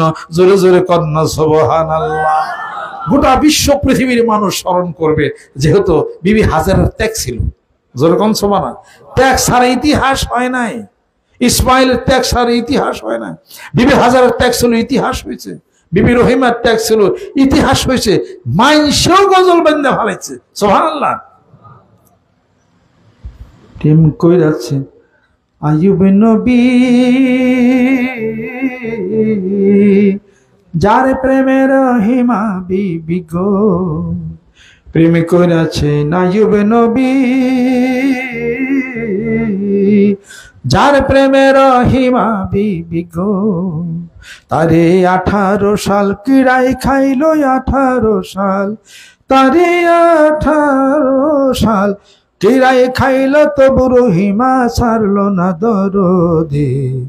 প্রেমের মরা জলে ডুবে না, ও প্রেম করিতে 2 দিনে ভাঙতে 1 দিনে অমর প্রেমার কইর না দরদি। প্রেমের মরা জলে ডুবে না। বিবি রহিমার কথা এসে গেছে, সুবহানাল্লাহ। বিবি রহিমার কথা আসছে, ইউসুফের কথা আসছে, জুলেখার কথা আছে। ত্যাগ ছিল, ত্যাগী যদি হইতে পারেন ইতিহাসে নাম উঠবে। যেরকম সুবহানাল্লাহ। তা আল্লাহর রাস্তায় আপনি আমি যদি চলি, কিছু ত্যাগ করতেই হবে, দুনিয়ার কিছু জান পাইতেই হবে। অনেক হারাম জিনিস সুযোগ পাইছেন, বিরত থাকতে হবে। ত্যাগ কিনা যেরকম আল্লাহ রাস্তায় আসছেন, মাথায় টুপি দিচ্ছেন, জুব্বা পড়ছেন, মারামারি বন্ধ, মারামারি বন্ধ। তারপর হাত দিয়ে মারবেন বন্ধ, মুখের কথা দিয়ে কাউকে বকা দিবেন সেটা বন্ধ, ওজনে কম দিবেন সেটা বন্ধ, বিড়ি খাবেন না সেটা বন্ধ, গাঁজা টানবেন না সেটা বন্ধ, তারপরে ক্ষেতের আইল খেলবেন না ওটা বন্ধ, বড়ি মারবেন না সেটা বন্ধ, চাচার লোক বেদবি করবেন না সেটা বন্ধ, মাকে মারবেন না সেটা বন্ধ, ছোট বোনকে মারবেন না সেটা বন্ধ, বড় ভাইকে বাপ তুললো সেটা সম্মান করবেন। এই কত কত কিছু কিনা যেরকম। এটা পানি কি উজান ঠেলতেছেন না? এটা পানি উজান ঠেলতেছেন কিনা? উজান পানি জীবনে ঠেলতেই হবে যদি পরকালে কবরে যদি শান্তি জান্নাত পাইতে চাই। জোরে জোরে কোন সুবহানাল্লাহ। সেটা যদি পাইতে চাই, আল্লাহ পাক আমাদেরকে কবুল ও মঞ্জুর আল্লাহ পাক যেন করে নেন, রহমত করে নেন। আর প্রত্যেকটি জায়গায়, যত জায়গায় হাদিস শরীফ বলেন, কোরআন শরীফ বলেন, যেখানেই বলেন, যেখানে যাবেন সেখানেই ত্যাগ, যেখানে যাবেন সেখানেই ত্যাগ, যেখানে যাবেন সেখানেই পরীক্ষা। এই সমস্ত পরীক্ষা করতে করতে করতে করতে পরীক্ষার মধ্যে পাশ করা লাগবে। জোরে কোন সুবহানাল্লাহ। আজকে আস্তে আস্তে আস্তে এখানে নতুন অনেক মানুষ আসছেন, তাদের সামনে তো অনেক কথা বলা আসলে ঠিক না। তবে ছোট্ট একটা কথা আমি বলি, কিছু কিছু বলতে বলতে মানুষ ওয়াজাক্কির ফাইন্না যিকরা তানফাউল মুমিনিন। আপনাকে আব্রাহাম লিঙ্কনের কথা শুনছেন? আমেরিকার প্রেসিডেন্ট ছিলেন, তাই না? আব্রাহাম লিঙ্কন লাইট পোস্টের নিচে কোদালের উল্টা পিঠে অঙ্ক করতো, এত গরিব ছিল। সে আব্রাহাম লিঙ্কন চীনাবাদাম বেচে খাইতো, বাপে জুতা পালিশ করতো, জুতারি করতো, আর সে চীনাবাদাম বিক্রি করতো। চীনাবাদাম বেচতো আর হলো লেকচার দিত, মানুষ জমতো, চীনাবাদাম বেচতো। তো তার বন্ধুর সাথে দেখা আসছে, তুমি চীনাবাদাম বেচো বেচো, লেকচার দাও কে? লেকচার দিয়ে এই জন্যে যে এখন আমার লেকচার দেওয়া অনেক মানুষ আমার চীনাবাদাম কিনে, তারা আমার কথা শুনে। তোমার উদ্দেশ্য কি? আমার উদ্দেশ্য আমি এই আমেরিকার একদিন প্রেসিডেন্ট হব। If I were the president of United states of America. কেমনে? যখন আমার বক্তৃতা শোনার জন্য আগে 5-7 জন মানুষ আসতো, আমার বক্তব্য শোনার জন্য চীনাবাদাম না বেচতো, আমার বক্তব্য শোনার জন্য অনেক মানুষ আসে। এটাই হলো প্রমাণ যে আমেরিকার মানুষদের মন আমি, হৃদয় আমি জয় করে নিতে পারবো। পরের বন্ধু হাসতে আর ঠাট্টা করছে, কিন্তু আমেরিকার এই আব্রাহাম লিঙ্কন এই বক্তব্য দিতে দিতে মানুষের মন গলাইতে গলাইতে হেসপদ প্রেসিডেন্ট কিনে হয়েই গেছিল। এত গরিব ছিল, রাস্তা বাপে করছে জুতা সেলাই, আর ও হলো চীনাবাদাম বিক্রি করছে। আমেরিকার প্রেসিডেন্ট হলে কেমনি কেরা হয়? There is will there is way. Mahavir স্যান্ডোর কথা নাম শুনছেন? শুনেন নাই? মহাবীর স্যান্ডো নাম শোনেন নাই? সে একটা গেঞ্জি পরতো যেটাকে স্যান্ডো গেঞ্জি বলা হয়, ওইটারে স্যান্ডো গেঞ্জি বলা হয়। তার ইতিহাস নিয়ে জানেন? শুনেন, তার বাপে একটা ছিল, ওই আর্মির অফিসার ছিল। আর্মির অফিসার ছিল, তার একটা সাইকেল ছিল। তোর ওর বাপের কাছ থেকে সাইকেলটা নিয়ে ও আবার রাস্তায় চালাইছে কতক্ষণ। চালানোর পর এক দোকানে রেখে দিয়ে কি কিনতে গেছে, সাইকেল চুরি হয়ে গেছে। ও তালাশ করতে করতে ওই সাইকেল বাইর করছে। বাইরে যে করছে, যে সাইকেলে যে আবার অর্চে উঁচা লম্বা, ও আবার এরকম চিকুন কেটকেটা মেরিলে। পরে সাইকেল চুর ধরছে, ধরার পরে চোরের লোক তো পারে নাই, বরং উল্টা ওই আরো কিলগুতা খাইছে, কিলগুতা খাই সাইকেল আনা পারে না, কান্দে কান্দে বাইতে আছে। বাবার কাছে জিজ্ঞেস করে কান্দো কে? ফাদা আমি তো সাইকেল নিয়ে গেছিলাম, সাইকেল চোর ধরছিলাম, চোর আনতে পারি নাই, সাইকেল চুরি আমার কি লেগে দিছে। তুমি পারলা না? আমি তো পারলাম না। তুমি একটা কাজ করো, তুমি শরীর চর্চা করো, কোন একদিন তুমি বীর হইবা, পরে আরো ধৈরা পিটি দিবা।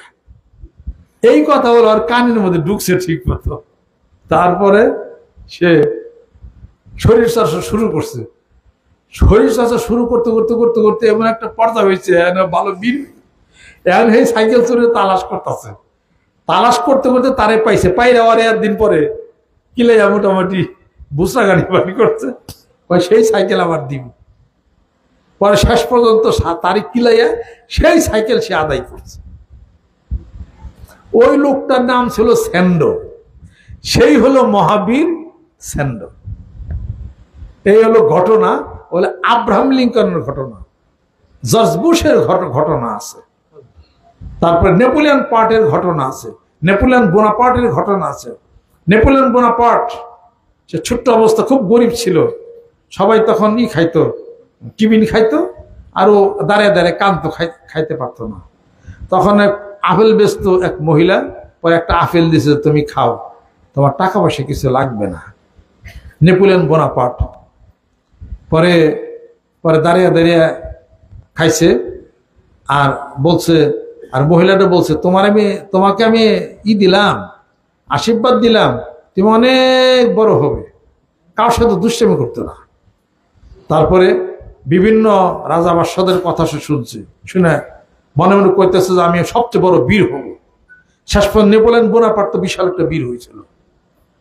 এই বিশাল বীর হওয়ার পরে উনি তালাশ করছে যে আমাকে যে ছোট অবস্থা আমাকে আপেল দিয়েছিল একটা মহিলা, তাকে তালাশ করা বের করে দরকার, সে কোথায়। সব তালাশ করতেছে, তালাশ করতে করতে করতে সেই মহিলা বৃদ্ধ হয়ে গেছে। এই পাইছে যে আমি সেই নেপোলিয়ন বোনাপার্ট, আপনি আমাকে আপেল দিয়েছিলেন, আমি সেই। পর তার ঘর বাড়ি এইটা ওটা টাকা পয়সা দিয়ে তারে অনেক কিছু তখন তাকে করে দিচ্ছে। মানুষ বড় হইলে সে তাকে বলে না। এই যে ব্যাপারগুলো, ঘটনাগুলো, চ্যানেল বিজয় ব্রজেন দাসের নাম আপনারা শুনছেন না? চ্যানেল বিজয় ব্রজেন দাস বাংলাদেশের ইংলিশ চ্যানেল বিজয় করলো। কেমন করে সে বিজয় করলো? এটা কি করে সে করলো? ফাঁকে যান, আপনি আমার কথাই ধরেন, আমি তো একটা উদাহরণ। আমার ছোটবেলার তো খুব শখ, মানুষ এত সুন্দর গজল টজল গায়, কেমনি করে গায় আমি শিখুম। আল্লাহ আমি শিখতে শিখতে চেষ্টা করতাম, শিখে আলাইছি।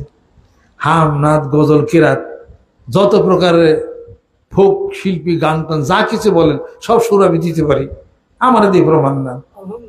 আমি তো আরবি লিটারেচার ছাত্র, চেষ্টা করছি, বাংলা পারি, তারপরে ইংলিশ পারি, তারপরে চিকিৎসা শাস্ত্র চেষ্টা করছি, এটা পারি, পলিটিক্যাল সায়েন্স পারি, এরপরে আপনার ইকোনমিক্স পারি। এত কিছু কেন, আমার ইচ্ছা আছে, আমি এখনো পড়ি। এই যে বই সাথে নিয়ে আইছি আমি, এখনো পড়ি আমি। এটা হলো হাউস, এটা চেষ্টা করানো হয়ে যাবে ইনশাল্লাহ তাআলা। আল্লাহ তো বান্দার সাথে কানেকশন লাগিয়ে রাখছে, খালি একটু সুইচ দেন না। আপনি চেষ্টা করেন, ঠিকই আপনি দেখবেন যে রুহের আত্মার জগতে ঘটনা একটা ঘটে গেছে। তা আমি বাংলাদেশে শান্তি প্রতিষ্ঠার জন্য চেষ্টা নামছি ইনশাল্লাহ। বাংলাদেশকে ভালোবাসি, বাংলাদেশের ভাগ্যের উন্নয়নের জন্য কিছু ভূমিকা আমি রাখবো ইনশাল্লাহ। আমি কোনো দল গঠন করব না, আমার কোনো দল নাই, আমার হলো মানবতার দল।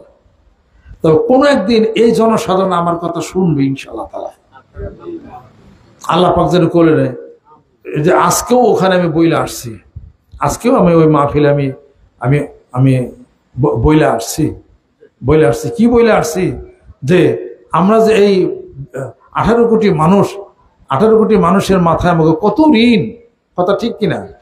তাহলে আমাদের দেশের যে কোনো সরকারি পরিবর্তন হোক না কেন, শুধু বিদেশ থেকে শুধু খালি ঋণ আনে। কেন এত ঋণ আনবেন? ঋণ এনে কোটি কোটি ডলার তাদেরকে আমরা সুদ দিই। 11,90,00,000,000 আমরা মার্কিন ডলার এই কয়েকদিনের মধ্যে আমরা সুদ দিছি। তাহলে এই সুদের টাকা কে বহন করবে? কোন আপনারাই বলেন। আপনারা বহন করতেছি, আমাদের ঘাড়ে সেই ঋণ।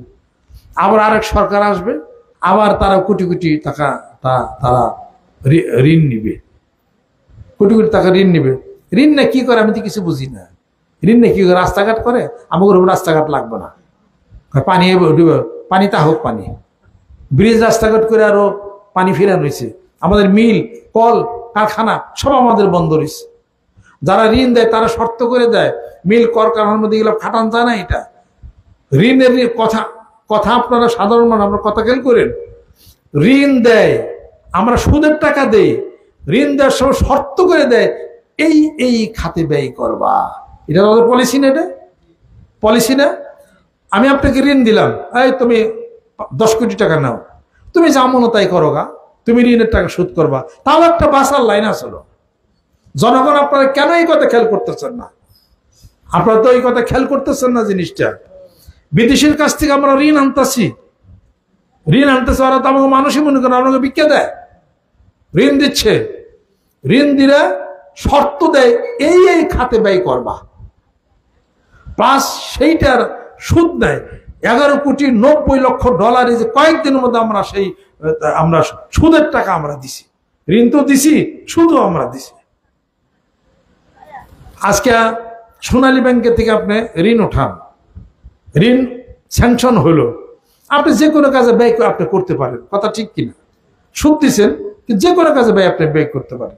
ইসলামী ব্যাংকের হিসাবপত্রগুলো হলো আলাদা, রূপালী ব্যাংক, সোনালী ব্যাংক, রাষ্ট্রায়ত্ত ব্যাংক, তারপর কৃষি ব্যাংক। আপনি লোন নিলেন, হয়তো ওইটাতে আবার আরেকটা করছেন। তো বিদেশ থেকে আমি লোনও যদি পাইতাম, সুদও যদি দিতাম, অন্যান্য কাজে ব্যয় করতাম, আমার অধিকারটা যদি থাকতো, কত কাজ আমি ব্যয় করতে পারি, কথা ঠিক বলছি না? তাহলে আমার কত জায়গার কত কিছু মিল আমার এটা বন্ধ হয়ে যায়। আবার ওই যে আরেক জায়গায় আমি স্বর্ণের খনি পাইছি, ওগুলোর মধ্যে কাজে খাটাইতে পারি। তারপরে বালি পাইছি, জিরকত বালি পাইছি, ওটা আমি উঠাইতে পারি, আরেক জায়গায় করতে পারি। ওরা আমার শর্ত দিয়ে দেয় এই এই জায়গায় তোমরা ঋণের টাকা শোধ করো। কত বড় চালাক সাধারণ মানুষ! আপনারা চালাকি গুলো ধরবেন না আপনারা বিদেশিও?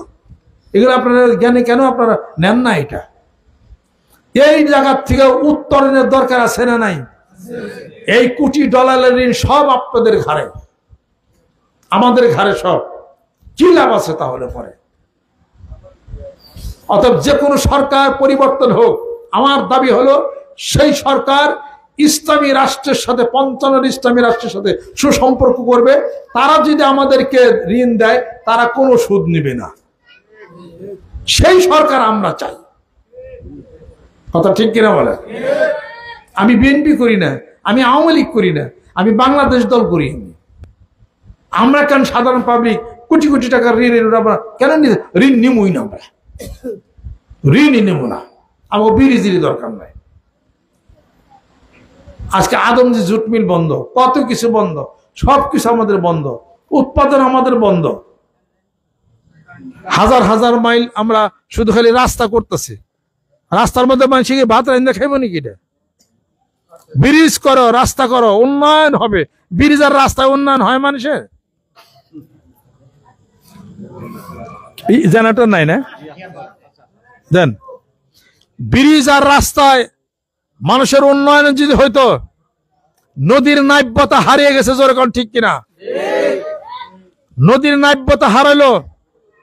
আমাদের জাতিসংঘের পক্ষ থেকে ন্যায্য হিচ্ছা, পানির হিচ্ছা থেকে আমরা এত বছর আমরা বঞ্চিত, যার পরে নদীর নাব্যতা হারিয়ে গেল। হঠাৎ করে পানি আসে, সব ধান পাট সবকিছু আমাদের তলিয়ে যায়। সে অধিকার আজ আমরা ফিরে পাইলাম না, সেই জিনিসটাই না। কথা কি বুঝাই পারছি?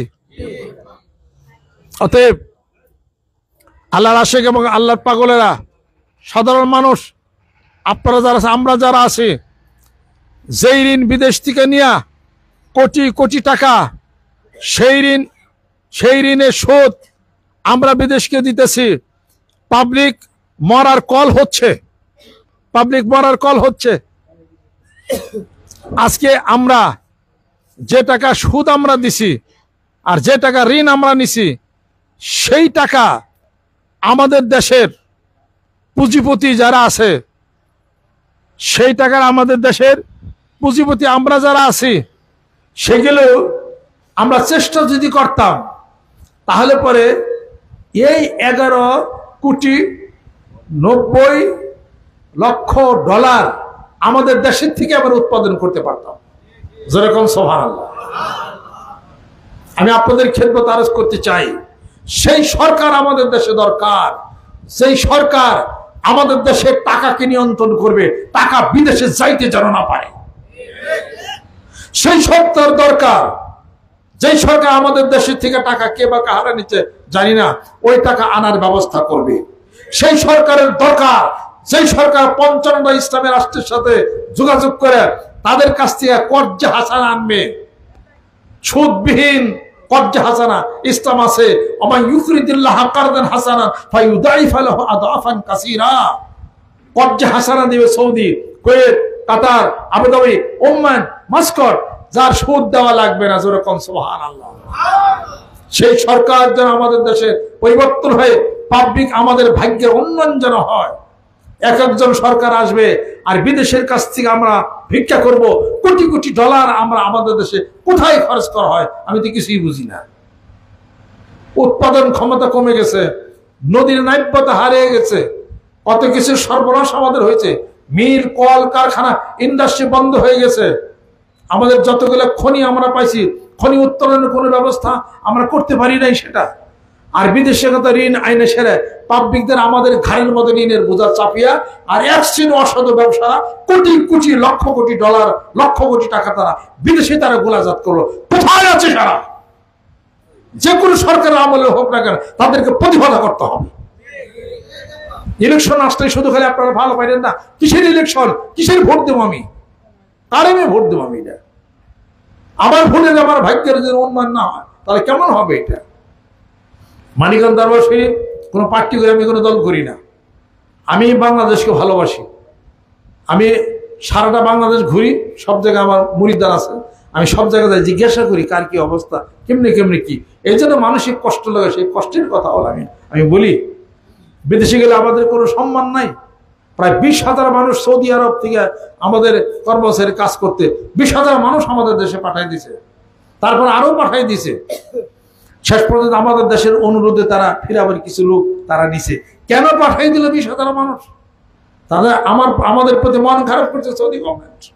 কি কি কারণে মন খারাপ করছে?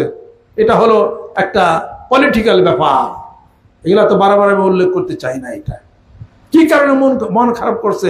এই ৫৫টা ইসলামী রাষ্ট্র। তুরস্ক কেন মন খারাপ করলো? এরদোগানে এরা কেন মন খারাপ করলো? ইরান কেন মন খারাপ করছে? সৌদি কেন মন খারাপ করলো? কুয়েত কেন মন খারাপ করলো? আবুধাবি কেন মন খারাপ করলো? ওমান কেন করলো? মাস্কট কেন করলো? ৫৫টা আরব রাষ্ট্র বাংলাদেশ থেকে মুখ ফিরিয়ে নিছে। মুখ তুলে চাইছে কারা? আমেরিকা। লাভ ছাড়াতে আমেরিকা কাজ করে না, ঋণ দিবে, ওই যে সুদ দিবে, কোনো সমস্যা নাই। আবার তাদের কাছ থেকে কিছু কিনতেও হবে। আমেরিকাও তাই করবে, রাশিয়াও তাই করবে, চীনও তাই করবে, চীনও তাই করবে। আমরা যখন স্বাবলম্বী হইতে যাব তখন তাদের মাথায় টনক নড়বে। এ পর্যন্ত তারা জানবে আমরা হলাম ভৃত্য, আমরা হলাম চাকর, আমরা হলো ওই ভিক্ষার জাতি। তারা ভিক্ষা দেয়, আমরা নেই, তাকে সার কই, তাকে বস কই, আর তাকে টাকা আমরা সুদের টাকা আমরা সুদ করি। গ্রামের মানুষ আমরা তো জানি না সেই জিনিস। একটা দেশের থেকে ১১,৯০,০০,০০০ যদি আমাদের দেশ থেকে তাদেরকে সুদ দিতে যায় আসল টাকা সহকারে, এটাকে কোত্থেকে আসে? পাবলিকদের টাকাই না, আমাদের টাকাই না, আমাদের টাকাই না। আমি একবার মনে মনে চাইছিলাম যে যারা খেতে খামারে যারা কাজ করেন তারা একটা কাজ বন্ধ করে দেন, একবারে এদেশের উৎপাদন বন্ধ হয়ে যায়। খেতে খামারের কাজ টোটালি বন্ধ করে দেয়, যাদের মতো চাকরি করবে। ধান নিয়ে ফসল ফলান না, কষ্ট করে ধান ফসল ফলিয়া সারা দিন রাত বেড়ে খাইতে একটা কৃষক মানুষ জান খাটিয়ে কেমন কষ্ট করে উৎপাদন করে, আর বৈশা বৈশা মুজ তাওয়ায়, আর বিদেশ থেকে টাকা টোকা হ্যানতা নাই না, তার অর্ধেক অর্ধেক কাজ করে, কি করে শেষ পর্যন্ত ঋণ আনে, ব্যাগ ঋণ হলো কৃষকের গাড়ি। আর আমাকে মতো সাধারণ মানুষ আমার গাড়ি সব হলো ঋণ যায় পেচ্ছে, সব বন্ধ হয়ে যায়। বিদেশ চাকরি করি গে, এবার উপরের অফিসাররা আয়া দেহুগা ধান ফলে কেমন লাগে ধান খাইতে। কথা লক্ষ্য করছেন? এটা একবার খুব বেঁচেছিল, এটা একবার। অথবা বিদেশে যারা আছে রিমিটেন্স দেওয়া বন্ধ করে দেন, 1 বছর রিমিটেন্স দিয়েন না, দেখেন কেমন ঘটনা ঘটে। একবারে সব চান্স হয়ে যাবে সব একবারে। আমি আপনাদের খেদমত আরজ করতে চাই, আসেন আল্লাহর কাছে দোয়া করি, আল্লাহ সেই সরকার তুমি আমাদের দেশে দাও, যেই সরকার ইসলামী রাষ্ট্রের সাথে সুসম্পর্ক প্রতিষ্ঠা করে তাদেরকে আমাদের দেশে আনার ব্যবস্থা করা। যেরকম সুবহানাল্লাহ। আমাদের দেশে কেন আসে তা জানেন? ওই দেখি যে খালি আমেরিকার এক লোক যায়, আবার 3 জন আহে, ও যায় আবার 6 জন আহে, রাশিয়ার আহে, আমেরিকার আহে, জার্মানির আহে। কত যে ভালোবাসা রে ভালোবাসা, সুয়াই ভালোবাসা। কাতারের কেউ আহে না, সৌদির কেউ আহে না, ওমানের কেউ আহে না, মস্কোটের কেউ আহে না, বাহরাইনের কেউ আহে না। আরব দেশের হলো সমস্ত টাকা, ওরা আসে না। ওর সাথে ওরা আমাকে তো পছন্দই করে না। ওরা আমাকে কি কি জানে তা জানেন? আমাকে হিন্দু রাষ্ট্র জানে। কইয়া দিলাম আসল কথা, আমরা হুজুর মানুষ, আরবির উপরে আমাদের দক্ষতা, আমরা ইসলামী রাষ্ট্রের সমস্ত খবর আমরা জানি। সামনে কিছু বলবে না, আন্তর্জাতিক ব্যাপার তো কিচ্ছু বলবে না সামনে। আমাদেরকে হিন্দু জানে, হিন্দু রাষ্ট্র জানে আমাদেরকে। কে মুসলমান জানে, হিন্দু রাষ্ট্র জানে। আমি এক দোকানে গেছি সামান্য কি কেনার জন্য, আমাকে কি কি কি জানি আরবি কি কি হলো এইটা ওটা হ্যাঁ, তার মানে কি আমরা হলো না, আমরা হিন্দু, আমরা এই আর কি বোঝাইলো আর কি। জায়গায় সলে মার গেছে, কইলাম টইলাম না আর কি। এই তাহলে পরে তারা যে আমাদের প্রতি খারাপ ধারণা করে, এই ধারণা পাল্টানোর দরকার আছে না নাই? পাল্টালে তো আমাকে লাভ বেশি, তাই না? আরে আবুধাবি কুয়েত থেকে যদি তারা যদি আসে, তাহলে পরে এখানে পয়সা পেতে টাকা টোকা দিলে আমাকে লাভ হবে না? এটা টাকা আনবার পারেন না এই সরকার, ঘটনা কি টেহা আনতে পারো না কেন?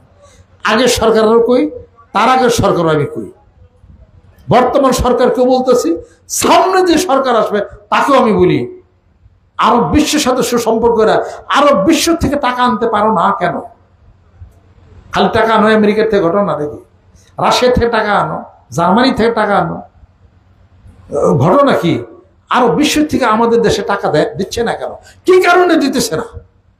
সেই কারণটাকে সমাধান বাংলার জমিনের বুকে আপনারা জনগণ সব সোচ্চার হন, সেই কারণের সমাধান করতে হবে।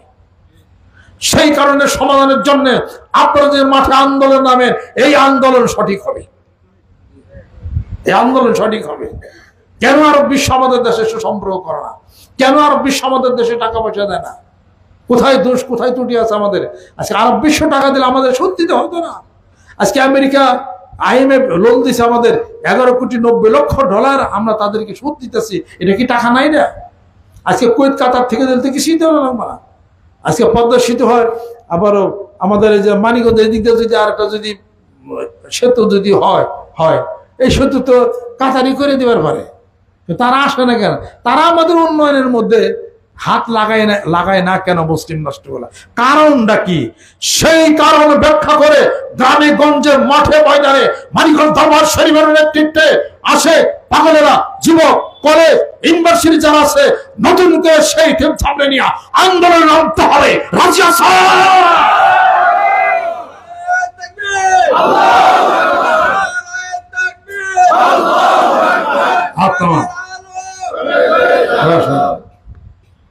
এমন জিনিসের আন্দোলনের ডাক দিব যা অতীত এই পর্যন্ত কেউ কয় না। কথা লক্ষ্য করছেন? আমরা ইউনিভার্সিটি বিশ্ববিদ্যালয়ের ছাত্র, এত বছর আমরা বক্তৃতাই তো আমরা শিখছি। আমরা এমনই আছে যেটার উত্তর বাংলার জমিনের বুকে কেউ দিতে পারবে না, সেই কথা। এবং আবল বৃদ্ধ বলে সকলে গ্রহণ করবে। আমি যে যুক্তি দিছি, যুক্তি ঠিক কিনা যেরকম, আমার যুক্তি কে ফালাই দিবেন বলেন তো দেখি? কে ফালাই দিবেন আমার যুক্তিটা? কে ফালাই দিবেন? ফালাই দেওয়ার কারা আছে? হাতে নাই ভাত, মরিচ দিয়া দুধ ভাত খায়। থালে ভাত নাই, মরিচ দিয়া দুধ খায়। আবার বাঙালি অবস্থা, আসল কামের মাসল নাই, বাঙালি উল্টা পাল্টা খালি লাফালাফি ফালাফালি শুরু করছে। হুজুররা উল্টা পালে লাফালাফি ফালাফালি শুরু করে। যে হুজুর জামানত বাজিয়াপ্ত তারা মাঠ গরম করে হাসা আমাকে। বাংলাদেশে কোনো পার্টি সাফল্যমণ্ডিত হতে পারবে না যদি ওই পার্টির সাথে বিদেশের কোন একটা দেশের লিয়াজু যদি না থাকে। লিয়াজু ছাড়া আমাদের দেশে কোনো পার্টি টিকবে না। ওগুলা হলো হুদামি হাল পারে, অবশ্যই লিয়াজু লাগবে। এই যে কোনো দলই বলেন, আপনি আওয়ামী লীগ বলেন, তাও এক দেশের সাথে লিয়াজু আছে। তারপর বিএনপি বলেন, এক দেশের সাথে লিয়াজু আছে। আর জামাত ইসলাম বলেন, আরব বিশ্বের সাথে লিয়াজও আছে, তারা ওটাকে ওয়াচ করে, তারা ওটাকে টাকা পয়সা দেয়, হিসাবপত্র মিলাইয়ে দেয়। আমি মানিকগঞ্জের পিসাব, আমার কোন দেশের লগে লিয়াজও আছে যে আমারে তারা দেব? তুমি পিসাব, তোমার কার সাথে লিয়াজ আছে? কোন দেশের সাথে? খালি মুরিদ না ভালা ভালি বড় অতই হুজা, ভোটের রাজ্য আলাদা আছে। মুরিদ কি ছিল, মাঠ গরম হয়ে গেল। আমি মানিকগঞ্জের পিসাব পল্টনে একটা ডাক দিলাম, 3 মিনিটে মাঠ গরম। তাই বলে কে ভোট নিয়ে এমপি হওয়া, এটা কি সাংঘাতিক ব্যাপার? এটা গ্রামে যাইতে হবে মানুষ। আর বিড়ি খাও নাই, বিড়ি খাওয়ান লাগবো, ফতুয়া দিও না খালি বেশি। আর ইলেকশনে খারাপ, তুমি কত বড় মুফতি, ইলেকশনে খারাপ দেখে দিতে পারে। এটা জীবনে খাইলাম না বিড়ি, তার বিড়ি দেওয়ার না, বিড়ি দিবে না, বিড়ি দিয়ে পারো আর ওর ভোট দিন কি? তোমার জামানত এমনি বাজিয়া পাইবে না। পাবলিক ফাংশন যে কঠিন কাজ। হ্যাঁ, এটা কি ফতুয়া পাইছো? এটা ফতুয়া পাইছো? এটা বসন লাগে, কথা কোন লাগে, হ্যান ত্যান করার লাগে, কত কিছুর বাইর পেঁয়াজ। তারপরে তো একটা হিসাব পত্র। এটা আমি আপনাদের খেদমতে আরজ করতে চাই, সুন্দর একটা পরিবেশ বাংলাদেশে আনা সম্ভব যদি পীর সাহেব হুজুর তারা একই প্ল্যাটফর্মে এসে একটা সুন্দর পরিবেশটা একটা আলাপ আলোচনা করে, যদি লিয়াজো করে, যদি বিদেশিদের সাথে আমরা একটা আলাপ আলোচনা করি। কিন্তু যে কোনো ক্ষমতাসীন সরকারের মাধ্যমে সেটা করতে হবে। ক্ষমতাসীন সরকারের মাধ্যম ছাড়া আমরা তো পারবো না সেটা, কারণ বিদেশে আমাদের তো পাবলিক আমাদেরকে দাম দেবে না। একটা সরকারের পক্ষ থেকে যদি নির্দেশ থাকে যে এরা নিগোসিয়েশন করবে, এরা আপনার হলো ওই মানে করবে আর কি, তাদের সাথে আলাপ আলোচনা করবে, নির্ধারণ করা হয়েছে, তবে না সেই জিনিসটা পারবে। সরকার ছাড়া তো পারা যাবে না। আর একটা পারা যাবে হলো যে প্রত্যেকটা গ্রামে গঞ্জে মানুষের ব্রেন যখন ওয়াশ করা হবে, এই পাবলিক সেন্টিমেন্ট যখন কাজ করা শুরু করবে, তখন বিশাল একটা কাজ হয়ে যাবে সারা বাংলাদেশে। সুবহানাল্লাহ। মানিকগঞ্জ দরবার শরীফের নেতৃত্বে আমি চাই এ দেশ সুখী সমৃদ্ধশালী হোক, সুখ হোক, শান্তি হোক, আর চিকিৎসা মানুষের শান্তি হোক, অসুখ বিসুখ জানে না থাকে, মানুষ ধনী হোক, জীবনের পরিবর্তন আসুক এবং নিরাপত্তা আসুক। সেই জন্য প্রত্যেকটা সেক্টরে আমার কাজ করার ইচ্ছা, সবাই যেন সুন্দর একটা ভালো মতো যেন থাকে। আর যে সরকারি আসুক, ও সরকার আমাদের দেশের ভাগ্যের উন্নয়নে যেন কিছু কাজ যেন তারা করে। ভাগ্যের উন্নয়ন তখন হবে যখন যে কোনো সরকার ইসলামী রাষ্ট্রের সাথে চলাচল করবে, তাদেরকে আমাদের দেশে আনবে, উঠা চলাফেরা করবে, তারা যখন আমাদেরকে টাকা দিবে, তখন এই দেশে ভাগ্যের উন্নয়ন হবে, তাছাড়া আগে হবে না। এবার কি বুঝতে পারছি? আমি আপনাদের খেদমতে আরজ করতে চাই, মানিকগঞ্জ দরবার শরীফের নেতৃত্বে আমরা কোনো দল করি না, আমি কোনো দলের লোক না, আমি দেশের শান্তিকামী মানুষ, আমি দেশের সব মানুষের সাথে আমার সুসম্পর্ক আছে। তবে মানিকগঞ্জ দরবার শরীফের নেতৃত্বে আমরা একটা ভূমিকা রাখতে পারি। অদূর ভবিষ্যতে আমি প্ল্যান করতেছি, এই ভূমিকায় আমাকে নামতে হবে আমাকে। কারণ উপরে লেভেলে ব্যাকের বক্তৃতা কথাবার্তা শুনি তো, এরা আমার কাছে জিরো মনে হয়, খালি সব জিরোর মধ্যে ঘুরে ঘুরে সব হিরো হইবার চাইতেছে। এই জিরোর মধ্যে থাকে সব হিরো হইবার চাইতেছে এরা। নাকি জেনারেল লাইনের যারা রাজনীতিবিদ, নাকি তারা আরবির জ্ঞান রাখে, আর আরবির রাজনীতিবিদ যারা হুজুর, নাকি তারা জেনারেল জ্ঞান রাখে। একজনের মধ্যে একটা আছে, আরেকটা নাই। কথা ঠিক কিনা কোন? আন্তর্জাতিক ব্রেন নাই, দেশের ব্রেন নাই, আরবির জ্ঞান নাই, অথবা সাধারণ জ্ঞান নাই, সব মিলে একটা হুলে হুলে সব শুরু করে দিছে। শান্তি হবে কি? আর এটা আল্লাহ পাক যেন কবুল করে নেন, রহমত করে নেন। মানিকগঞ্জ দরবার শরীফের নেতৃত্বে শান্তির ডাক দিছি, জিকিরের দাওয়াত, নামাজের দাওয়াত, কোরআনুল কারীমের দাওয়াত। আগামী ডিসেম্বর মাসের 24, 25, 26 তারিখে বিশ্বস্তমা শরীয়ত, তরিকত, হাকিকত, মারিফত, জানা, মানা, বুঝার বিশ্বস্তমা। জোরে জোরে কম সুবহানাল্লাহ বিহামদিহি। 5 কোটি মানুষের টার্গেট না, মাঠে নামছি, 5 কোটি হয়ে যাবে ইনশাআল্লাহ তাআলা। 5 কোটি ইনশাআল্লাহ হবে, 5 কোটি নিয়ে যাবে ইনশাআল্লাহ তাআলা, যা থাকে কপালে। আল্লাহর আশিক, আল্লাহর পাগলেরা আসেন, সামনে ইলেকশন আসতেছে, শান্তিপূর্ণ পরিবেশ আল্লাহ পাক যেন আমাদেরকে দেন, এই দেশকে যেন কবুল করে নেন, রহমত করেন, বরকত আল্লাহ পাক যেন নাজিল আল্লাহ পাক যেন করেন। মারামারি কাটাকাটি আল্লাহ তুমি বন্ধ করে দাও, আল্লাহ তুমি রহমত নাজিল তুমি করে দাও, নিরাপত্তা মধ্যে আমাদেরকে তুমি এনে দাও। সুবহানাল্লাহি বিহামদিহি, সুবহানাল্লাহ। আল্লাহুম্মা ইন্নী আসআলুকা মিন ফাদলিকা তাকাব্বাল মিন্না ইন্নাকা আনতাস সামিউল আলিম ওয়া তুব আলাইনা ইন্নাকা আনতাত তাওয়াবুর রহিম। যুবক বন্ধুরা যারা আছেন, আল্লাহ পাকের জিকির করেন। জিকির জিকির যত বেশি করবেন তত হায়াত বাড়বে। কোরআন তেলাওয়াত করবেন যত বেশি তত হায়াত বাড়বে বেশি। সুবহানাল্লাহ। নামাজ যত পড়বেন বেশি তত সুস্থ থাকবেন বেশি। সুবহানাল্লাহ বিহামদিহি। মধু খান, কালিজিরা তেল খান, এরপরে বলে আপনার ওই যে কি জানি জিরা, কালিজিরা, মেথি, এগুলো খান। আল্লাহ নবী সাল্লাল্লাহু আলাইহি ওয়াসাল্লাম বলেন, মেয়েরা যদি জানতো অলংকার বিক্রি করে তারা মেথি খাইতো। জোর করে সুবহানাল্লাহ। মেথি খান। আপনার STSS যারা hormone level hypothyroidism hyper thyroidism হয়, এটা আপনার কন্ট্রোল হয়ে যাবে আলহামদুলিল্লাহ। এগুলা খাওয়া শুরু করেন, আল্লাহ পাক সুস্থ থাকবেন। আল্লাহ জিকির করেন, আল্লাহ পাক অবনটন আল্লাহ পাক দূর করে দেবেন ইনশাআল্লাহ তাআলা। আর মানিকগঞ্জ দরবার শরীফে আপনাদের সকলের দাওয়াত থাকলো। অন্যান্য দরবার আছে, পীর মাশায়েখ আছে, ওনাদের প্রতি সম্মান, ওনাদের প্রতি শ্রদ্ধা আপনি রাখবেন। সেটা তো আমি সবসময় বলি। আমি প্রকৃতপক্ষে কোনো দল করি না, মানুষকে দিনের দাওয়াত ও তাবলীগের কাজ আমি করি। আর যারা স্মৃতিশক্তিতে যারা খুব সমস্যায় ভুগতেছেন, ডিমের সাদা অংশ খান, সবরি কলা খান, 2টা খেজুর খাবেন, একটা সবরি কলা খাবেন, 1 কাপ দুধ খাবেন, ডিমের সাদা অংশ খাবেন, 2টা ডিমের সাদা অংশ খাবেন। নিমের ডালা দিয়ে মেসাক করবেন, রাত্রিতে নিমের ডালা দিয়ে মেসাক করে শুবেন, রব্বি জিদনি ইলমা পড়বেন। ইনশাআল্লাহ তাআলা 1 সপ্তাহ ঘুরবে না। আর ওষুধের মধ্যে একটা ওষুধ খাবেন, আলফা টনিক। আলফা টনিক 10 ফোঁটা ওষুধ 1 কাপ পানির মধ্যে মিশিয়ে দুপুরে একবার খাবেন। আর গ্যাস্ট্রোবিন খাবেন দিনে 3 বার খাওয়ার আগে।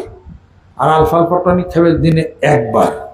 1 সপ্তাহ ঘুরবে না, স্মৃতিশক্তি ঠিক হয়ে যাবে ইনশাআল্লাহ তাআলা। আলহামদুলিল্লাহ। মাথায় গরম পানি নেবেন না, গরম জিনিস খাইবেন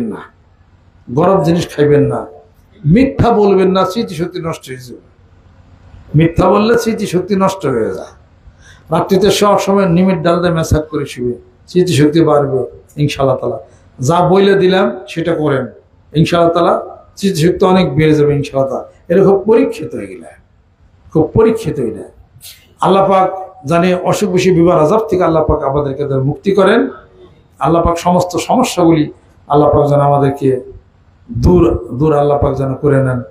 আর এখানে ছোট মাহফিল আয়োজন খুব ভালো হয়েছে, ইতি খুব শখ করে বিল্ডিং। আমি তো আসিনি এ পর্যন্ত, আজকে যেমন আয়সা দেখলাম আর কি।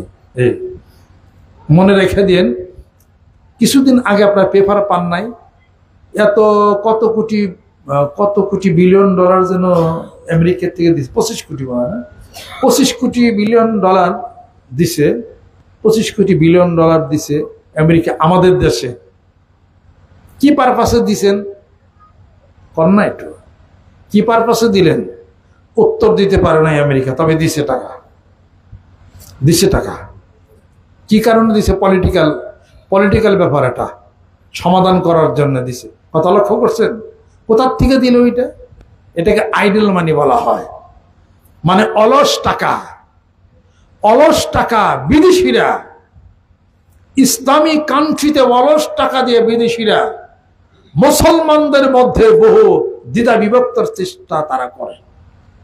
অলস টাকা, এই অলস টাকা মুসলমানদের বিরুদ্ধে কাজে খাটানো হচ্ছে। অলস টাকা আমাদের দেশে জঙ্গিবাদে তারা টাকা খাটায়। আমি কোন এক জায়গায় খবর নিছি, তারা এসে বলছে তাদেরকে ধরা পারতেছে না, সেখানে ফাঁসি মারে টাকা টোকা হ্যান ত্যান ভালো রকম চলে। কোত্থেকে টাকা আসে? এটা বিদেশ থেকে আসে টাকা। অলস টাকা দিচ্ছে তাদেরকে। প্রায় দিয়ে দাঁড়িয়ে রাখছে, কিন্তু মাথায় টুপি নেই। দাঁড়িয়ে রেখা জঙ্গিবাদী কইরা প্রমাণ করতেছে দাড়ি টুপির এরা হলো জঙ্গি। আমি সিঙ্গাপুর গেছি, ওই একটা পার্কের মধ্যে হাঁটতেছে আর কি, এক মহিলা তার এক বাচ্চাকে হাতে ধরে না যাইতেছে। আমি সিঙ্গাপুরে হাঁটতেছে, ওখানে একটু বেড়াইতেছে আর কি, আমরা 3-4 জন। ওই বাচ্চাটা আমাদেরকে দেখে বলে কি, টেরোরিস্ট ইজ গোয়িং। আমাদেরকে কয় terrorist is going now. Mother listen, terrorist is going now. আমাকে দেখে বলতেছে, ওই ছোট বাচ্চা বলতেছে টেরোরিস্ট। কেমন এই কথাটা আমার কানে এখনো বাজা। আমার ছোট বাচ্চা, মনে হয় 4-5 বছর বয়স হবে এরকম, একটা মেয়ে বাচ্চা বলতেছে মাদার সিয়ান লিস মি, টেররিস্ট ইজ গোয়িং না, টেররিস্ট। আমরা 4-5 জন মাথা টিপি চুপবে আমাদের বলতেছে টেররিস্ট মানে সন্ত্রাসী। মাথা টিপি দাঁড়িয়ে আবার কি সন্ত্রাসী? তার মানে কি বিদেশিরা বানাইয়া দিচ্ছে সন্ত্রাসী, আইডল মানি দিয়া আপনাকে সন্ত্রাসী বানাই দেবে। পিপিআর দাঁড়িয়ে বম্বিং করছেন, আপনার সন্ত্রাসী এরকম দেব। ওই আইএস সব বানাই না, পাতাই না, গোলাম সবই গেল। আইএস আইএস মানে কি ইসলামের রাষ্ট্র, দূর ওরা ওরা সন্ত্রাসী বানিয়েছে টাকা দিয়ে। ওরা ওরা নামাজি বলে না, নাম দিছে আইএস, ইসলামী স্টেট নাম দিছে। এগুলো সব হলো আইডল মানি। আমি আপনাদের খেদমতে আরজ করতে চাই, এই বাংলাদেশ চলে একটা ফান্ডের মাধ্যমে, কথা ঠিক কিনা? একটা ফান্ডের মাধ্যমে চলে। মানিকগঞ্জে যত সুটপাট আমার দেখেন, টাকার সুটপাট নাই, টাকায় আমি দুর্বল। আমার ঘরে ছোট্ট তালা লাগাই থুয়েছি, ব্যাংকে শত কোটি নেই, বাড়তেও তা পাইবেন না। সরকার আমার সব জানে, 20-72, 30-58, 14-99 দেখেন, তারপরে 50-60, 50 নম্বর অ্যাকাউন্ট, এগুলা পাইবেন। এগুলোর মধ্যে আপনার সবাই জানে, সরকার পয়সা জানে আমার অ্যাকাউন্টের খবর। আমার গোপন কোনো অ্যাকাউন্ট সামান নাই। মানিকগঞ্জ দরবার শরীফে এখন লক্ষ লক্ষ মানুষ হয়েছেন। এই দরবার পরিচালনার জন্যে আমাদের একটা ফান্ডের দরকার আছে না নাই? জোরে কন, আছে না নাই? দরকার এবং প্রয়োজন। আমরা একটা রিজার্ভ ফান্ড ঘোষণা করছি, বছরে একবার। এই দেশ রিজার্ভ ফান্ড ছাড়া চলে না। বিশাল এই মিশর আমি চালাই, যাই দেখেন সেখানে। কাজে সেটাতে আমাদের কোনো মিল, কল কারখানা, ইন্ডাস্ট্রি, কোচ গাড়ি, হ্যান কিছুই আমাদের নেই। আমি ওয়াজ মাহফিল করে কিছু টাকা পাই, প্রতি মাসে 12 লাখ টাকা লাগে মাদ্রাসা চালাইতে। বাইরে বাইরে চালায়, আপনারা কিছু আমাকে দেন, তাইগুলো আমার সংসার চালে। আর মাহফিলের কিছু জমি টমি রাখে, মানুষজন বসে, ওটা তার আমি বেশি না। ওর কাছে ঋণ টিন আমি সুদ আমি করি।